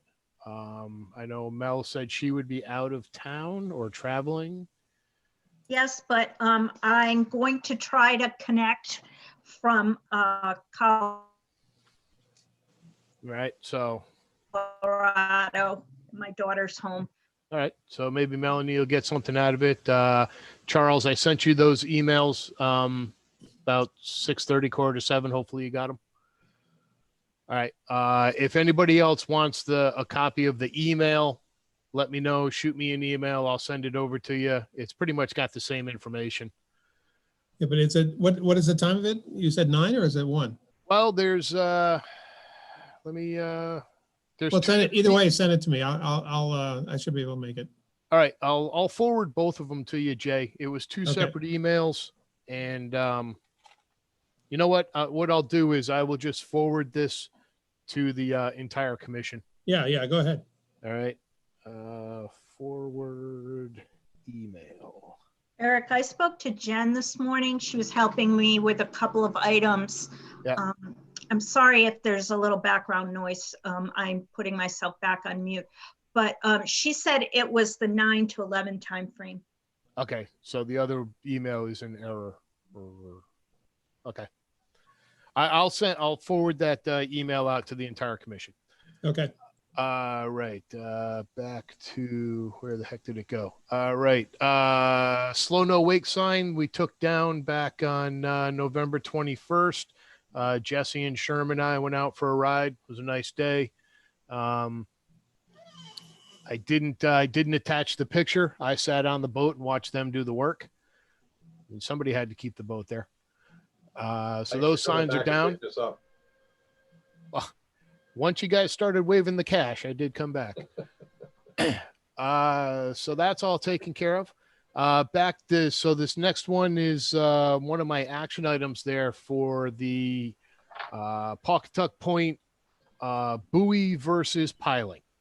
So I did talk with Mike Payton, and he's the one that approves the buoyage applications, and talked to him. I expressed the commission's concern that the mooring circle, for lack of a better term, of a buoy could actually either A, make the channel too narrow as to push people out the other side, or B, float to the wrong side of the rock, and somebody that wanted to pass nice and close to the buoy could end up tagging the rock itself. Mike's pushback was that, you're not in 50 feet of water there. You're in 5 feet of water. So your swing circle on a buoy is going to be pretty dang small. And that, he would recommend attaching it the same way we attach the rock buoy, which is a chain physically around the rock itself with the buoy mounted to it. He is not against a piling. If we want to move to a piling, what we have to do is make application for a structures. It's actually called structures and dredging application. And that goes through Mike Gerswinski. And that's essentially the same thing as anybody that's applying for a dock. Anytime a pile is driven in, it's same application, same questions, same things have to be answered as a dock application. So with that in mind, if we wanted to go that route, I think we'd be better off to get somebody like Daco that has experience in this kind of stuff and use their expertise. I mean, it should be a relatively short application, but you do have to answer all those questions about vegetation and Right. You got to do the survey. Yeah, you got to do the survey. You got to know if you're going to displace any spotted squirrels. So if we want to go that route, I'd recommend that we, the buoy application is approved. Mike Payton did confirm that the buoy application is approved, just due to their working from home and the 12-step process that it has to go through to get the paperwork out. He's still working on getting us a copy of the application signed. He literally signed it the day we looked at it on the boat. So we can buy a buoy and put it in this year. We can buy a buoy and put it in. He had some recommendations about buoy and he recommended a collared buoy, but not the big collar like we have on our existing buoys. There's a next class up of buoy that is typically their navigation buoys. Eric, I think it's like our anchor area buoys. They have collars, but they're a smaller size. The Sonar Wake are the 5 CFR. They're the big ones. Okay. So Mike is supposed to get me the copy of the application or the copy of the permit. And I just want to verify that there's no wording in there, that it has to be, well, I mean, it was on the application itself that it has to be 33 inches above the water line and minimum 12 inches in diameter, that kind of wording. So we just got to make sure that we meet those, parameters when we look at it, Bruce. And I think we can just go into the Gilman catalog and probably pick off what we need. Yeah. Well, when I talk to them, it's easy to just talk to them. Yeah. And they tell us what we need. Yeah. So the recommendation would be to move forward with putting a buoy out there and make application for a piling and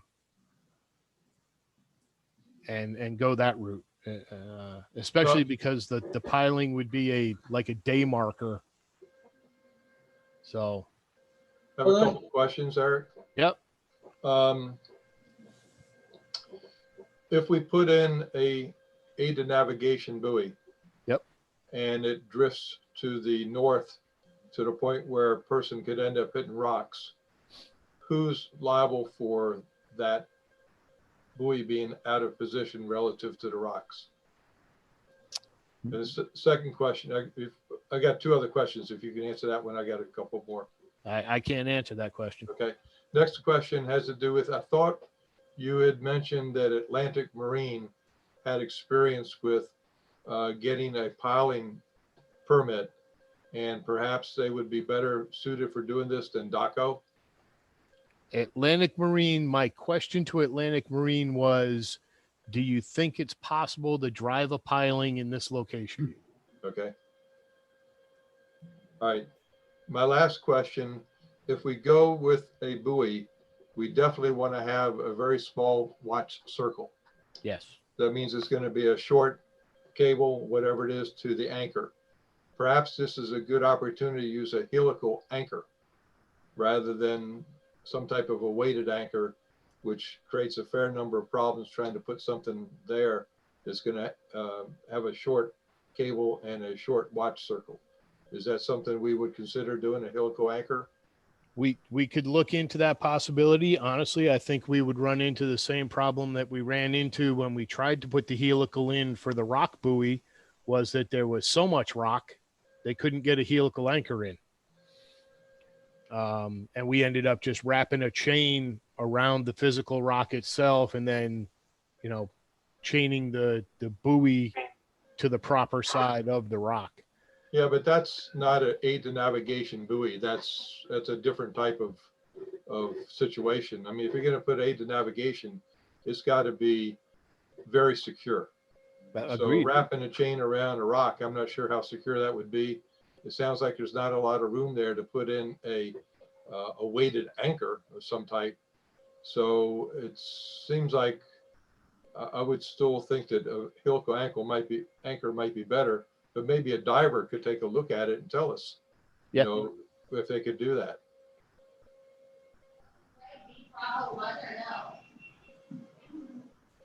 No comments? Surprising. I think that's a good idea, Jess. We could, we only have one provider, well, the provider that we've approved in the harbor to do helicals, right, Eric? Correct. Yep. But they could do if the helical doesn't work, they could put a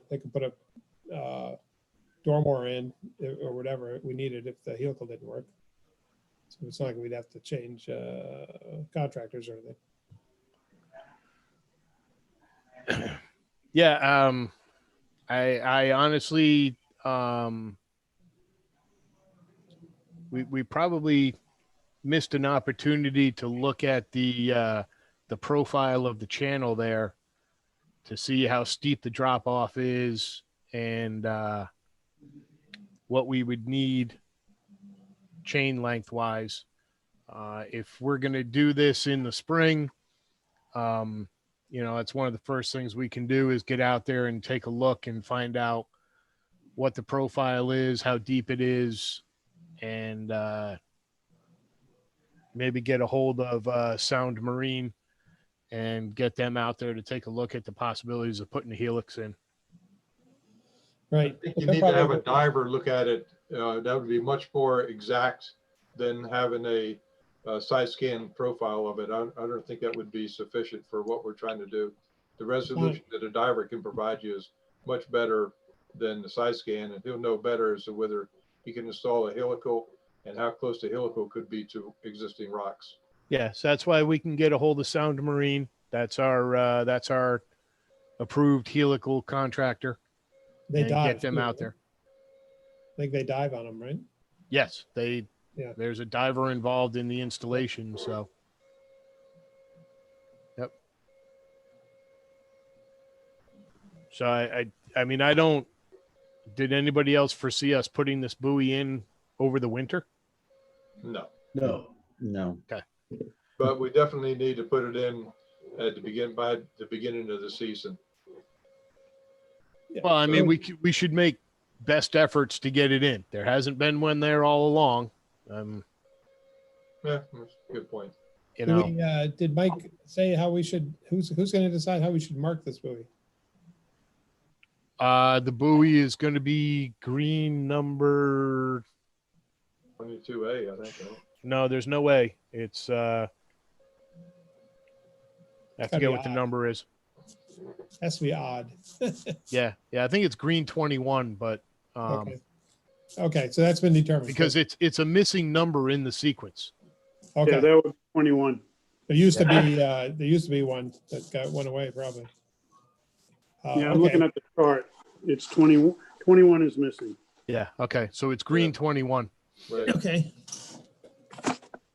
So what do you think we ought to reach out to Sound Marine and start talking to them about it?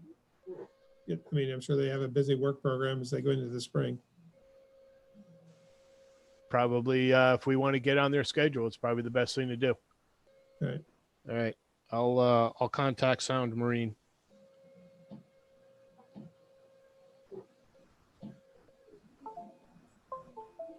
All right. So that was the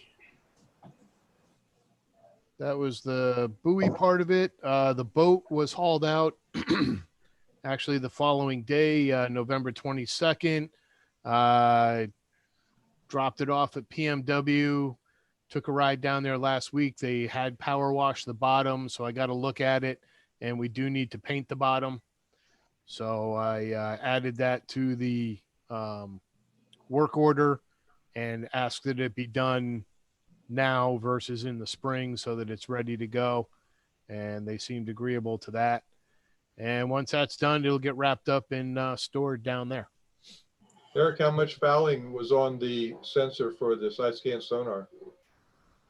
The bottom surface of it wasn't bad at all. There was some growth on the top of it, Okay. but I had been wiping it off on a pretty regular basis because with where it is on the transom, it's a pretty easy reach. So. Oh, good. Yep. And that is everything I have. Because the other thing that I was going to talk about on this was I guess we never really got into it, the Commission Division of Labor. Whether that's something that you want to discuss or carry forward as a agenda item to let people think about it, or to me, it was just a point to bring up. Well, Eric, on the calls this year, it sounds like Paul, you said you had what, 24 or so on your list? That's right. The next names are 24 from my previous list. Yeah. Do you have any thought, Eric, of going, if you wanted to go beyond that, I would be happy to do whatever the next bunch is. I don't, my experience doing that is I kind of enjoy it. So, and I'm sort of set up to do it from the last time. So I would be happy to do a bunch of those, but I don't know how many more you need beyond 24. Let's get a, what's your thought on your time frame on that, Paul? Something that you would try and do in the month of January, or what's your thought? I would start now and probably get quite a ways through the list by the next meeting. Okay, let's let Paul get a feel for what kind of feedback he's getting, and if it looks like he's getting a lot of interest, I'd like to shoot for 20 to 25 assignments in the 2021 season. Okay. You're So gonna what do I need? What do you need from them, Eric? So on your initial call, Paul, I need what their current vessel is, length and draft, power sail, length, draft. There's not a lot of preference left. You can ask them if they had their druthers, would they be in the outer harbor or the inner harbor? Okay. Do they want to be Sherm's neighbor? Do they want to be Bruce McKinnon's neighbor? Or how they're going to access their boat, I guess, is the key thing. Yeah, and that's a key too, is how they're going to access their boat. But if they're going to be in the harbor itself, it's most likely going to be keeping a dinghy somewhere or using the launch service. So Okay. how are you going to access is really a lot more appropriate for the people east side and and beyond. So in the past, Jess had the nice forms and all, Paul. You did it before, right, Paul? Yeah. Yeah. I have that email. Yeah. You can do that, but we got to get them into the online mooring as soon as possible. Well, they're in. I'm not sure. We're in online mooring. Do they There go would with be corrections to the online mooring, right? Well, so that's, Paul, you can work with them and either explain to them how to go in and make changes, or you can get the information and go in and make the changes, so that we have the best information. But the sooner, I hate to say it, the sooner, because I don't want to put a perceived time pressure. What I need in order to make an assignment to them is vessel size. Yeah. So if you get a hold of them and they say, yes, I definitely want a mooring, and I've got a 24-foot Pearson that draws 4 feet, that's important too, draft. Yep. And then you send me that information and I'll match it up with a mooring location, send that back to you. And then you can continue the conversation with them saying, okay, this is going to be your mooring. And then we will figure out the exact way, how to get them from the wait list to the mooring list is not that bad. How to get the mooring assigned to them is the step that I'm still working on getting proficient at. I can do that. Show off. Well, I did the last batch. What list are you working? Are you working off of a printed list from the old system, or are you working on the actual list that's in online moorings today? No, a printed list from the old system from The old 2016. Yeah. How does that, Eric or Charles, does that match what's in online? Are we talking about the same account? We don't know. I think so. It should. I mean, Yeah. that's the list that Charles provided to online mooring for them to put into their list. So it should. Paul, I'd recommend that either you bounce it against the online list and see if there's any discrepancies, or, shoot myself or Charles a copy of what you're working with so that we can look at it. Or Melanie can help you too, Paul. Yeah, I can check against online moorings. So. Yeah. Paul, what's the first name? Like, because I think I was actually the last name on your previous list. Who's the first name? you were the first on my previous list, but the last name that, or the very first name that I would process is Lind, L-I-N-D-H, which is 4 names below you.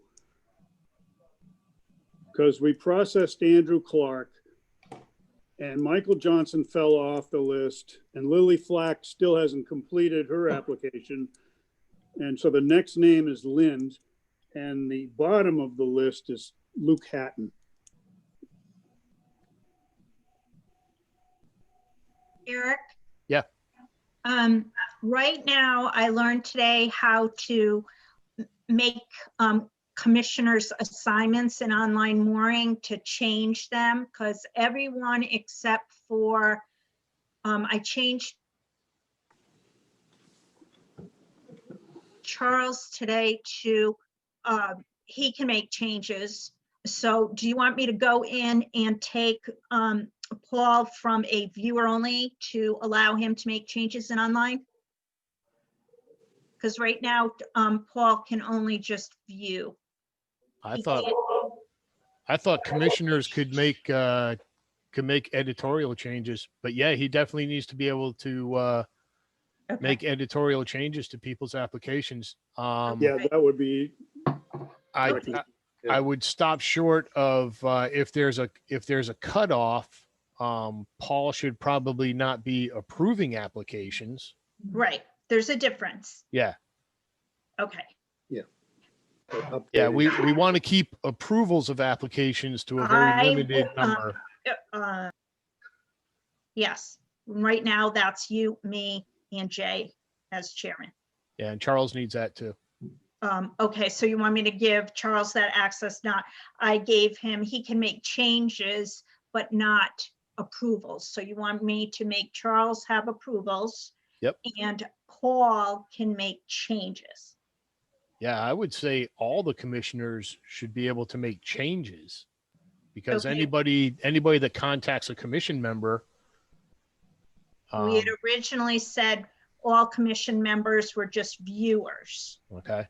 And then we assigned certain, as I just mentioned, who do what. There's like 8 different categories that we can assign. So Yeah. I will go in and up Charles and also up Paul to make changes. Charles will now have not just changes, he can also now approve after. Yeah, because he's going to have to approve the waitlist applications. Yes. As they come in and he reviews them. Okay. I will take care of that. I thought we had done that already, but no, we had made some other changes, like Sherm has financial status. So my 2 cents on this is I don't think you want to let all the commissioners have the ability to make changes. I think you want to limit it to just about that people so originally. that you have some type of configuration control. That's fine. Yeah, I would just implement it, Melanie, like you said, when Paul needs to make changes, make the change and then. Right, and then I can move them back. Give them that capability. It's a simple 2-step process. I can easily do it. Okay. I'll take care of that and I'll put it as an. Do it as needed, yeah, because we don't want something to happen. We don't want everybody to get blamed. Yeah. Hey, give yourself an action item. Oh, I got We will plenty. need a letter. Eric. Yes. We will need a letter if they want to come off the list. We want something in writing. I will ask If they say no thanks, I'm out. An I'll get email, that in something that we can attach, or something that they can't come back later and say, how come I came off the list? And we can say, sent us this. Yes. I had a couple people I had them send me emails, Paul. Yeah, that works. Yeah, that's what I did last time. But I just want to make sure that's, and I will do that again. I think that's prudent. Well, how many people do you have that waived it for a year, Paul? I have to go, that waived it? Yeah, that said, I don't want it this year. I'll take it, that, they have that option to take a pass for a year. Well, those have all been processed, except Lily Flack was going to transfer a boat from Rhode Island to Connecticut in her ownership. And they didn't want to go to the DMV. That's the only one that's pending on the first 4. So. Okay. So we don't, First came off. you know, we used to be a little harder about making sure that they were Connecticut registrations back when we thought that we were doing that for the benefit of the state. They can have a Rhode Island registration. We've been accepting. Yeah, didn't you have it out with you had it out with somebody over a Maine registration, didn't you, Eric? Yeah, because the only thing that we're using the registration for now is to connect ownership. Before we thought we were using it for proof of taxes and fees paid, but then the state said, no, don't worry about that. Eric, there's one other thing we had in there, and that was proof of a Connecticut safe boating license. So That is supposed to be on the waitlist application. That's how we got away from kids being put on the wait list as soon as they were born. When we couldn't agree on what it should be 10 years old, 12 years old, 18-year-old, we settled on to get on the wait list, you have to have a safe boating course certificate. Well, I'm sure I believe Caleb's son will have that at 5. So I believe the mooring application itself and renewal requires a couple things. One is Connecticut registration, safe boating license, and a check. I believe those were the 3 things. So unless I'm in error, I believe the safe boating license is, certificate is still part of the mooring application. Is that not true? Not true. Nah, that's on the wait list. Well, it's unfortunate because it seems like we would like to have people that actually have moorings in the harbor to have a safe boating license. I'll reserve comment on that. Why? Because these meetings are recorded and out to the public forever. Okay, well, my comment is that everybody in Connecticut that operates a boat is supposed to have a safe boating license. That is a true, as a Connecticut safe boating instructor. Yes, that is a true statement. Does sitting in a classroom for 8 hours and taking a 50-question test make you a safe boat operator? No, I agree with that. There's a reason that you take a road portion of a driver's license. So Jess, we require the certificate number when they apply on the waiting list. I mean, it's the same person that gets the mooring permit, so we shouldn't have to ask for it again. Right, you're right, because it carries through. It's a one-time certificate. So I think we're meeting your requirement there. Yep, I agree. Eric or Melanie, I think Brad online told me, or somebody told me, that they've now gotten access to the DMV records on voting registrations for Connecticut on a once-a-year basis, I guess he was saying, instead of constantly like other states. Have you had a chance to look into whether that will make our life easier, so we do not have to chase after that piece of paper or a copy of it? I mean, does that work? Is it available? Does it answer our needs? My understanding is it's supposed to. I went in and looked. I'm not that familiar with using it yet. And they're supposed to be discussing that at the training. I think also right now, because of COVID, with DMV being, you can't go and that kind of thing. So a lot of people didn't have their current registrations, et cetera. So to renew this year, we had to go in and waive. Otherwise, you can't complete your renewal if you don't have your registration. It blocks you. It doesn't let you go to the next step. So I think that's something that's going to be able to be used next year. Not necessarily this coming March, but we're talking about 2022 you're talking about. No, I'm talking about 2021. Okay. It's supposed to be available for people to link that up, so they don't have the link. Yeah, but will records be updated? So that's the thing, right? Because vessel registrations don't expire until April. That's right. 31st. Right. Which is what 90% of our renewals are based on is last year's registration, because we're caught in that stinking do loop that the state imposed by 2 different dates. But so I don't know when, if my understanding is it's still a one-time drop, Sherm, for the database. And I don't know when that happens. Okay.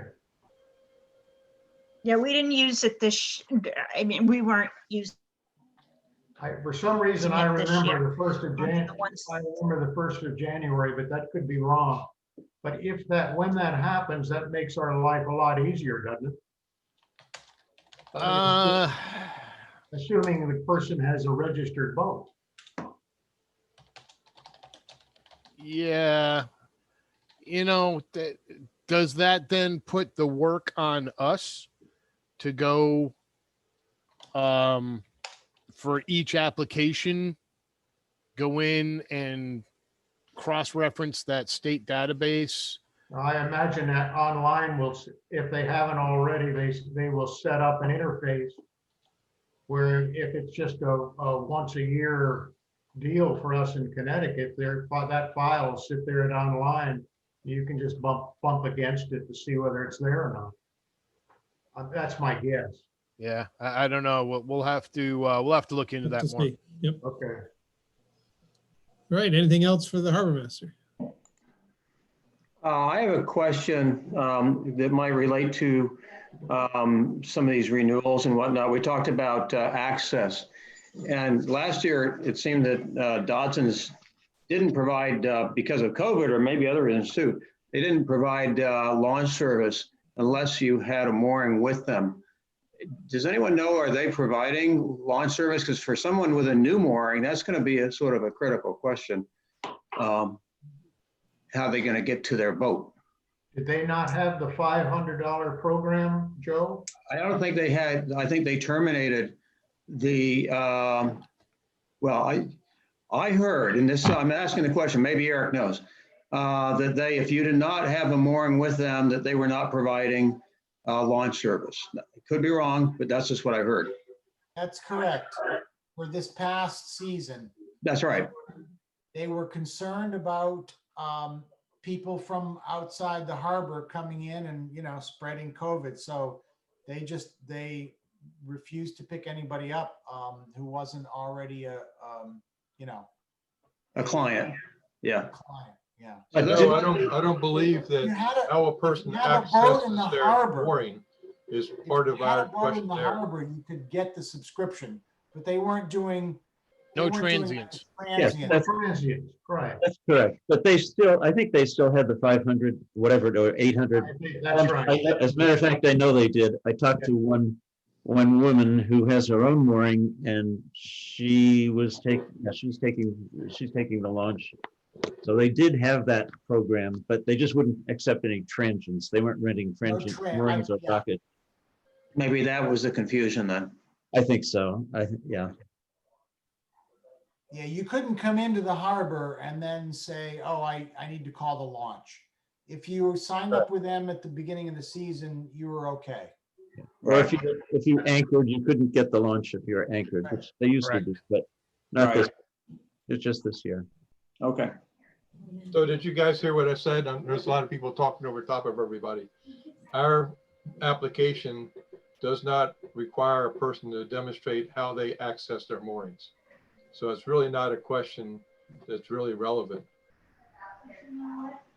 No, but they asked. When I did it this year, they asked that Yeah, but question. we can't deny a person a mooring because they can't demonstrate how they're gonna get to it. That's No, not. no, no, that wasn't the No, issue. no.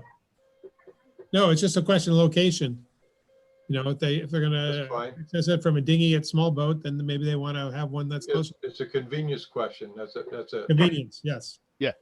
It's not That's a right. screening question. It's That's a right. Help Eric decide where to put them. That's all. it's a preference question. It may or may not factor into, when they say that they've got a 50-foot boat that draws 8 feet and they want to be close to the row their kayak out from the boat club. Sorry, not going to work. No. Okay, any other business for the harbor master? Eric, do you want to talk about inspections or just mooring inspections, or do we want to just hold that till next year? The list that you sent me yesterday or today. Yeah, that because I started to enter Don Stock Ian's inspection information into online, and there was a programming issue, and Jen is working on that because the inspection field wasn't showing up on a lot.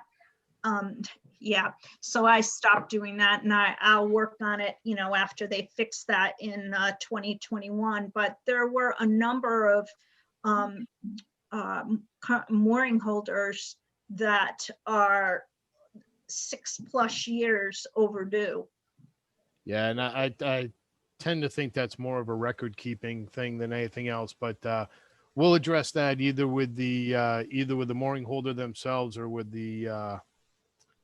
their provider. Okay. And get to the bottom of it. I noticed Don Dodson's put a lot of their information in. Yeah. Yeah. Okay. Okay. Now can I get a motion to accept the harbor master's report? I'll make a motion to accept the harbor master's report. Thank you, I'll Ed. second. Thank you, Jess. Any more discussion? No? All those in favor? Aye. Opposed? Thank you. If Paul is going to take his grouping as the next grouping, I think that relieves Joe of getting the next 10 names then. And so we're going to wait to see, we're going to give Paul a month or two to see what kind of feedback he's getting. And then after that, we'll move on to giving Joe some names. Is that the way I'm seeing this? Is what we're doing? Paul, if you feel you need any help with your list, I'm more than happy to pitch in too, but just let me know. I would be happy to take some, Eric, too. So Melanie, I think my action item is now covered. Yes, it is, and I already updated it. All right. Woo. Okay, on to old business. All I was worried about. So the harbor management ordinance status. I believe we have a draft. Right, Ed? We have a draft ready to go? Yeah, you've got it. It's Okay. been you and Eric and Charles and Jesse have all got it.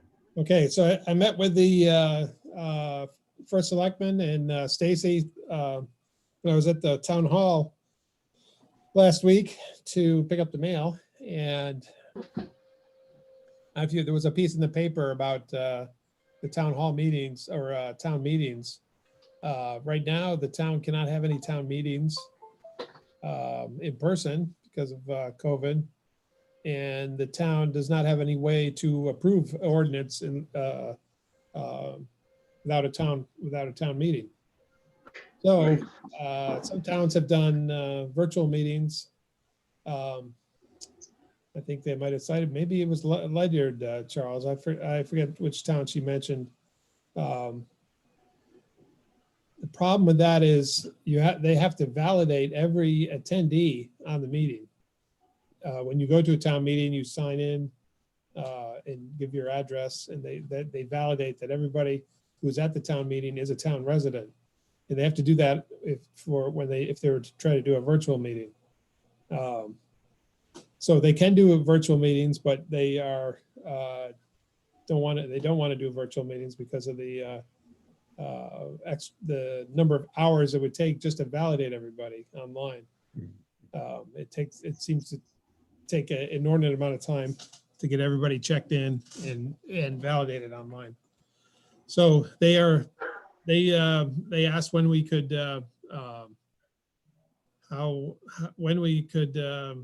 when did we have to have the ordinance passed by?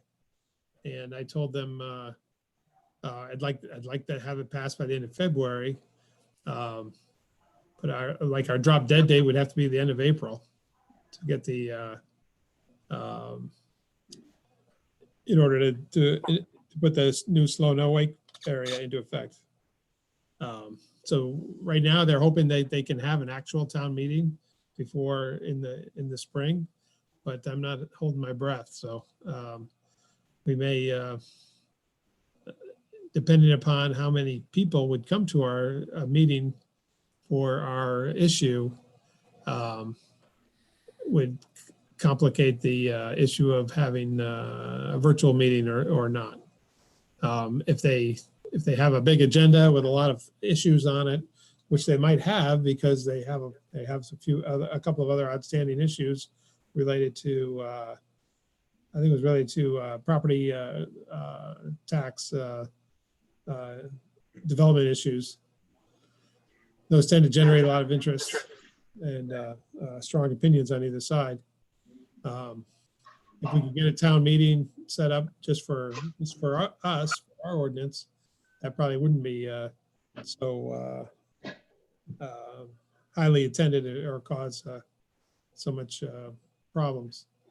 So I'm going to first I'm sending the ordinance to the town attorney for review, and I'll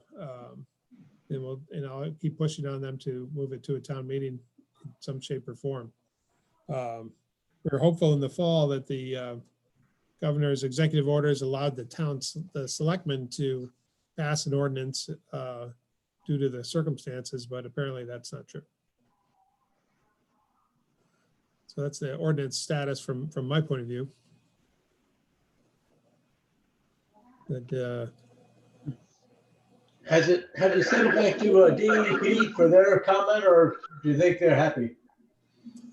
with our revisions, I think they're going to be happy. They were looking to get it for us to get it passed. Okay. I'll send it back to him too. Yeah, might as well. Yep. So then, yeah, I can't remember his name.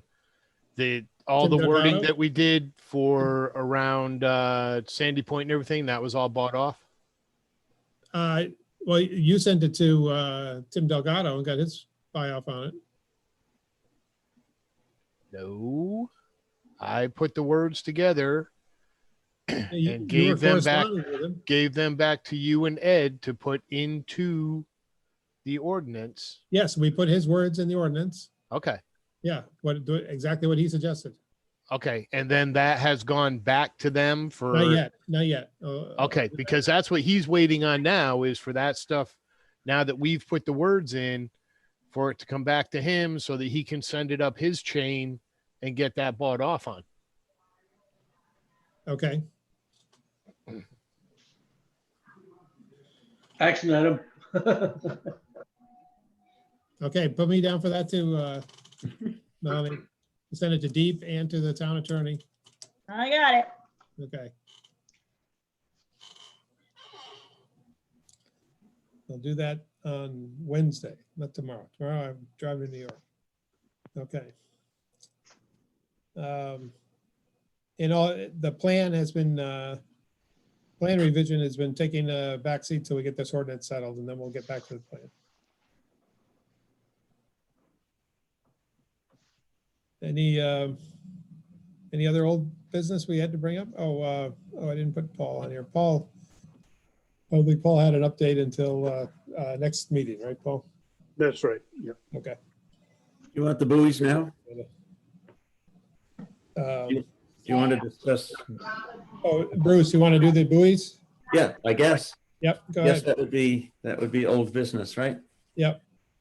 So about 2 weeks ago, I called Gilman and expressed that some commission members were surprised at the cost estimate, $1,700 or so, for these larger buoys. We want to put into 2 larger buoys in the anchor area.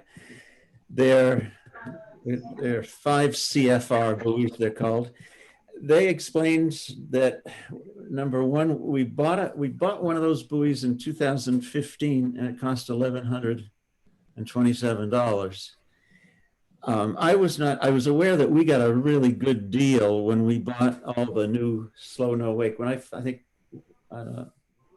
this was, I think in 2014, we bought a bunch of the slow no wake buoys, the big ones, the 5 CFR.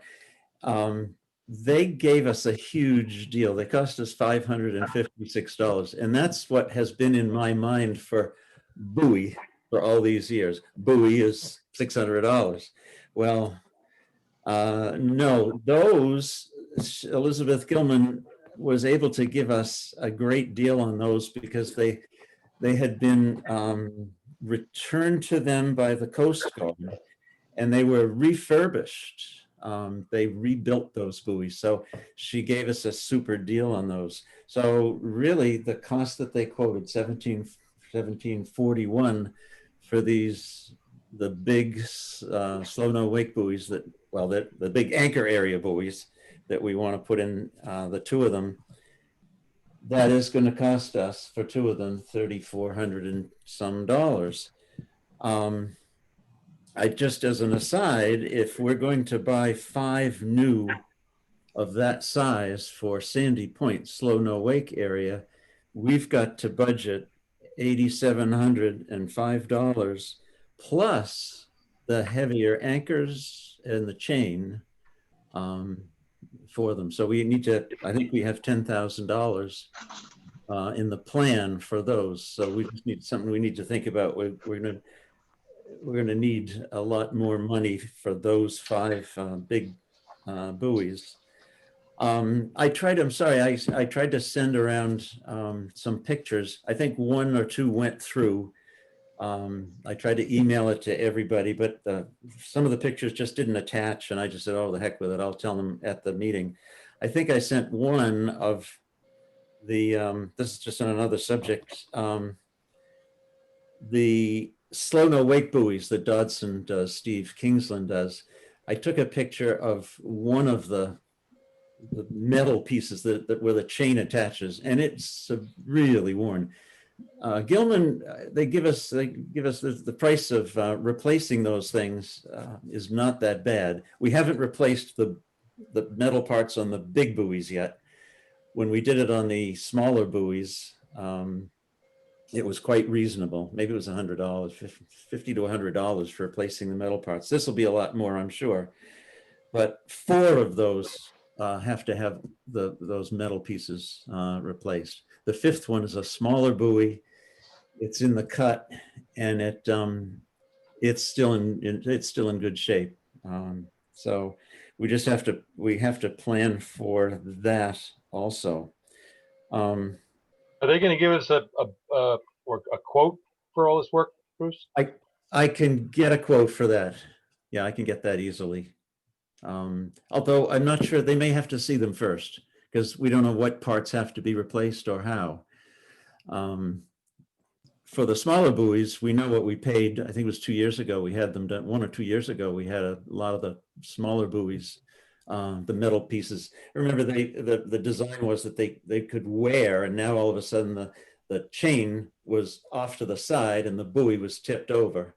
And the solution to that was to replace the metal pieces, and it worked fine.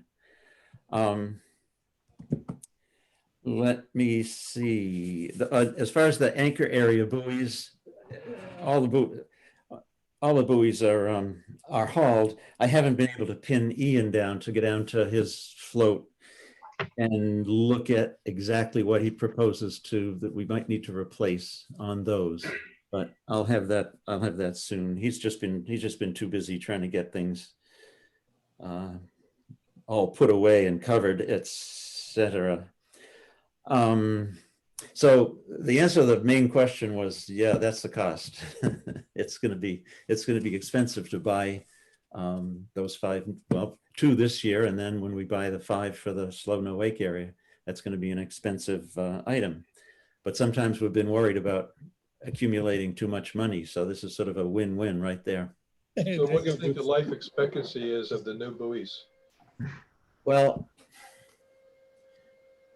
going from what we have 2014 to 2020, 6 years, those Slow No Wake area buoys wore that lower metal piece to the point where they have to be replaced. So 6 years, the metal has to be replaced. That's pretty It's not good. a new buoy, but it's a replacement of the metal. And as I said, the smaller buoys it was less than $100, I believe, for each buoy to replace all of the metal. And you might recall they really did a nice job on it. It was you've had to replace the lettering, the signs and lettering on this too, right? That's the other thing. The next thing I was going to ask Eric, what is the wording supposed to be, Eric? What do we have? I've forgotten what we have. Let me see what it's the Slow No Wake. It's Slow No Wake. And if I remember correctly, the word slow should be in the diamond. Oh, okay. With no wake, no above, wake below. I think what we have now is slow, no in the diamond, and wake down below. Right. Well, you know what? I have a picture on I took pictures. The buoy that's in the cut, I'll have to check those other buoys, but I have a picture of the buoy that's in the cut. The slow it's not a diamond, it's in a circle. Circle. Yeah, sorry about that. So that one is labeled correctly. Yeah, I believe that one is correct. Okay. And the other 4 that go between the 2 tips of the breakwaters were incorrect. Somehow they came out different. I get it. Okay. Yeah, I hadn't taken pictures of the lettering on those. So yes, the lettering, I'm going to have them, I'll call them tomorrow, as long as the commission agrees that all of this should be done. I'll call them tomorrow and have them pick up. I can't take all those Slow No Wake buoys up to them. That's too much for my truck. So I asked them, and they'll come down to Dodson's and pick those up to be relettered. And if the commission agrees, the metal pieces, any metal pieces that have to be replaced will be replaced. By the way, Steve Kingsland, he noticed this a year or 2 ago and was concerned about it. So he would there's another metal loop up underneath the collar, and he would put an extra piece of chain from the main chain to that, just in case the lower thing broke. Then we'd still at least have the buoy attached. So he's been working it along pretty nicely for us. So Jesse, in answer to your question, it really doesn't even last 6 years, do they? The metal pieces. Well, my point is we don't have to spend $8,000 every year. It's going to be $8,000 every 4 or 5 years or something of that nature. Well, no, we don't have to buy new buoys every 4 or 5 years. We have to just replace the metal parts. And I'm imagining that going from the cost of the smaller buoys, maybe these will be double or triple. Maybe it's going to be a couple of $100 each. No, a lot better than 1,741. Bruce, if they're going to charge us some exuberant rate to come down and pick those up, let me know. I've got a bigger truck, and I also have a very large dump trailer. Either way, we can get them up there. Okay. Yeah, I'll ask. I'm going to call them tomorrow, and I'll ask them what the cost is for them to pick them up. The anchor area buoys, I've brought all those up, all 5 of 6 of those up there in my truck, but they're a lot. Those are cute little buoys. Yeah, a lot easier to handle. I'm gonna look at those buoys too and see if any wording needs to be renewed on those. Okay. That's what I Yeah, have. if need be, you know, we can make an arrangement and load them all in the trailer and haul them all up there in one shot. So Okay, good, good. I told Dodson's that we would not be putting the channel marker buoys in this year, and they're fine. They're fine with that. Easy.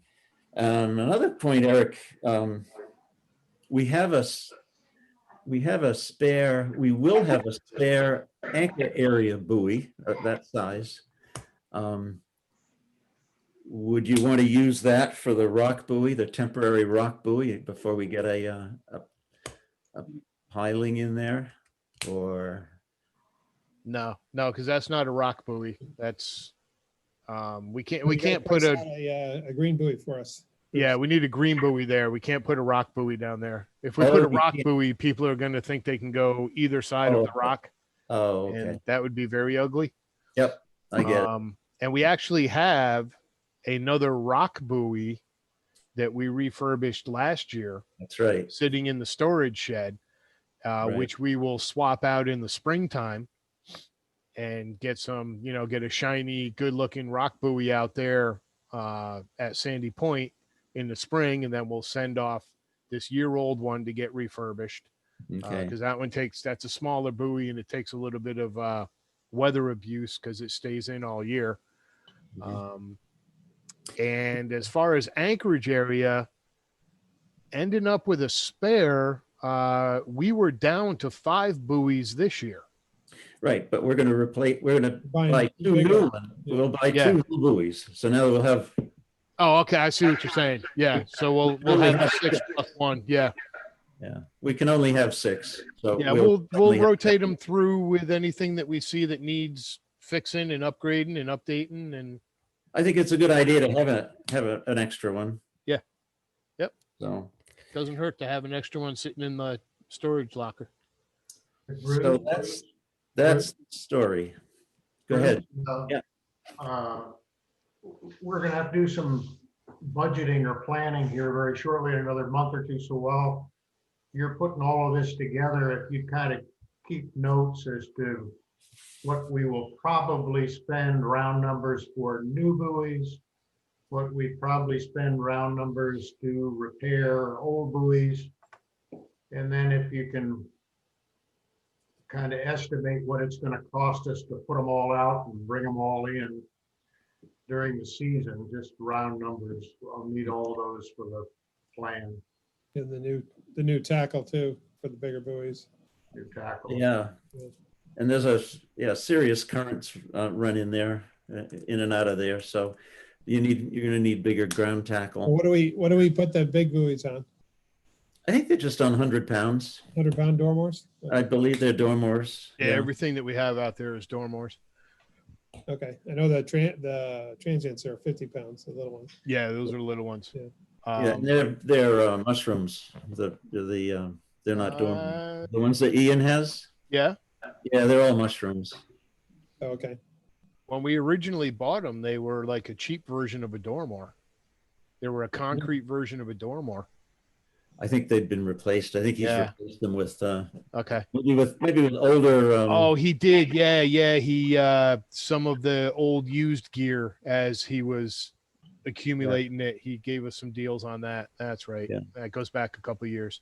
And he had somebody weld on a new eye on a lot of things too. Oh yeah. For those, I mean, there's not a lot of pressure on those buoys. Okay, and just to add into the mix and make your life more exciting, Bruce. We did run into I still can't remember his name, Greenhaven Marine, who takes care of some of the moorings. He's got 2 or 3 moorings in the harbor and some over on the east side. And I told him that there would be a possibility of more buoys going in over on that side, and that if he was interested in bidding on it. And he said that yes, he would be interested. So when the time comes, we can talk to him about He's another Stonington business. So we've talked about, spreading the wealth and sharing it. So Okay, that's good. get him involved too. Yeah, I don't think Steve Kingsland is really interested in going to the east side. I think He's he's not. got enough to do. Yeah. Ian would. Ian, doesn't mind going around to other places. But Ian goes over there. He tries to organize his trips outside the harbor into full days worth of work. Yeah. And so, but Greenhaven does come over that way, and he's got Good. a nice rig too. So If we have 3, I think that's good. So basically that's, I think that was all that I had. So I'll go ahead and have, either we'll take the buoys up or I'll have Gilman come down and get them. Bruce, was the purchase of the ground tackle, was that made by the installer? In other words, all the dormers and the chain and so forth, is that something that we're going to be buying ourselves, or is it supplied by No, we buy that. contractors? We buy that. Okay, so Yeah. I'll And put it my just- hand up and check Defender. I mean, I think we've got that account, and as long as Yes. we've got, I can help with the delivery and pickup and all that kind of stuff when the time comes. That's great. Yeah. Yeah. Usually we just, Dodson's just, buys what they need to buy and bills us, and Ian buys what he needs to buy and bills us. So, Yeah, well, we stock mushrooms and dormers regularly. okay. The only thing, per that Marine Service that does the Helix, we don't supply those. That's supplied by others. Okay. That's good to know. I'll remember that. yeah, and there again, Bruce, if it's something that we need to pick up over there, just let me know, and I'll tell you what day to take my truck to work so that you can pick it up. Yeah, no problem. Good. Okay. That's it. Okay. Any new business? I only wanted to mention, I won't be on January's meeting, so someone will need to take minutes. And I can also, whoever's determined, if you could let me know, I can assign them as the administrator for the Zoom account temporary for the next month. I have to have some major surgery next month, so I'll be, we actually thought I had COVID and was rushed to the emergency room, and come to find out I had strep throat that turned into pneumonia and closed up my throat. So it was very scary, and it was very much like COVID. The doctors thought I had COVID. So I can tell you all, it's a very serious disease. It's very scary. So next month, somebody gets to do the honors. I'll just need to know who. I'll set up the meeting. So I'll send you that information, Jay, Yeah, before I go into Melanie, the I'll do that. hospital. I'll administer the meeting. Melanie. Send it to me. Okay. I'll assign that to you. Okay. I'll look back and see who was where we are in the rotation for a minute. Yeah, it's been a while. And also, February, we'll have to start thinking about the newsletter. So just putting that out there. Okay. That's all I have. We'll I'll put it on the January meeting for preliminary discussion of the newsletter section. Can we do it on February, since I won't be at January's meeting? And sure. If we could, that way I can give some. Okay. Mel, maybe you should just use input, last and year I've been to keeping- put together a list that we could have at the January meeting, just to get everybody thinking. Okay, I can do that.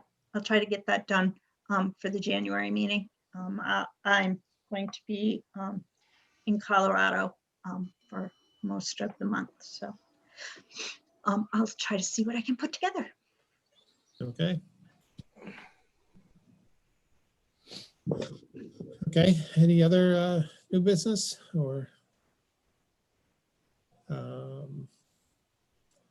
Any other thoughts for going forward?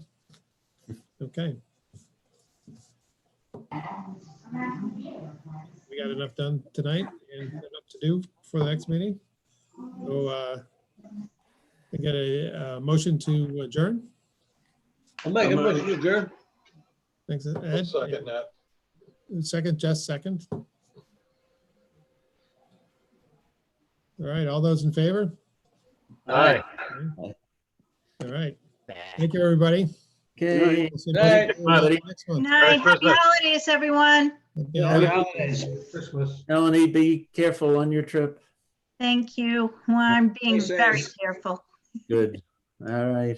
Thank you. Good night, everyone. Good night. Good night. Hey, Mel, I got a question for you. Yes? Have you talked with online about, like, for instance, littoral or east side people that don't necessarily come off the wait list and how we get them into the system and onto a mooring? That would be like we did for Elihu. Okay. Yeah. It would probably be the same as you did for Elihu. Yeah. Yep. I that- know how to do that and I can do that. Okay. Perfect.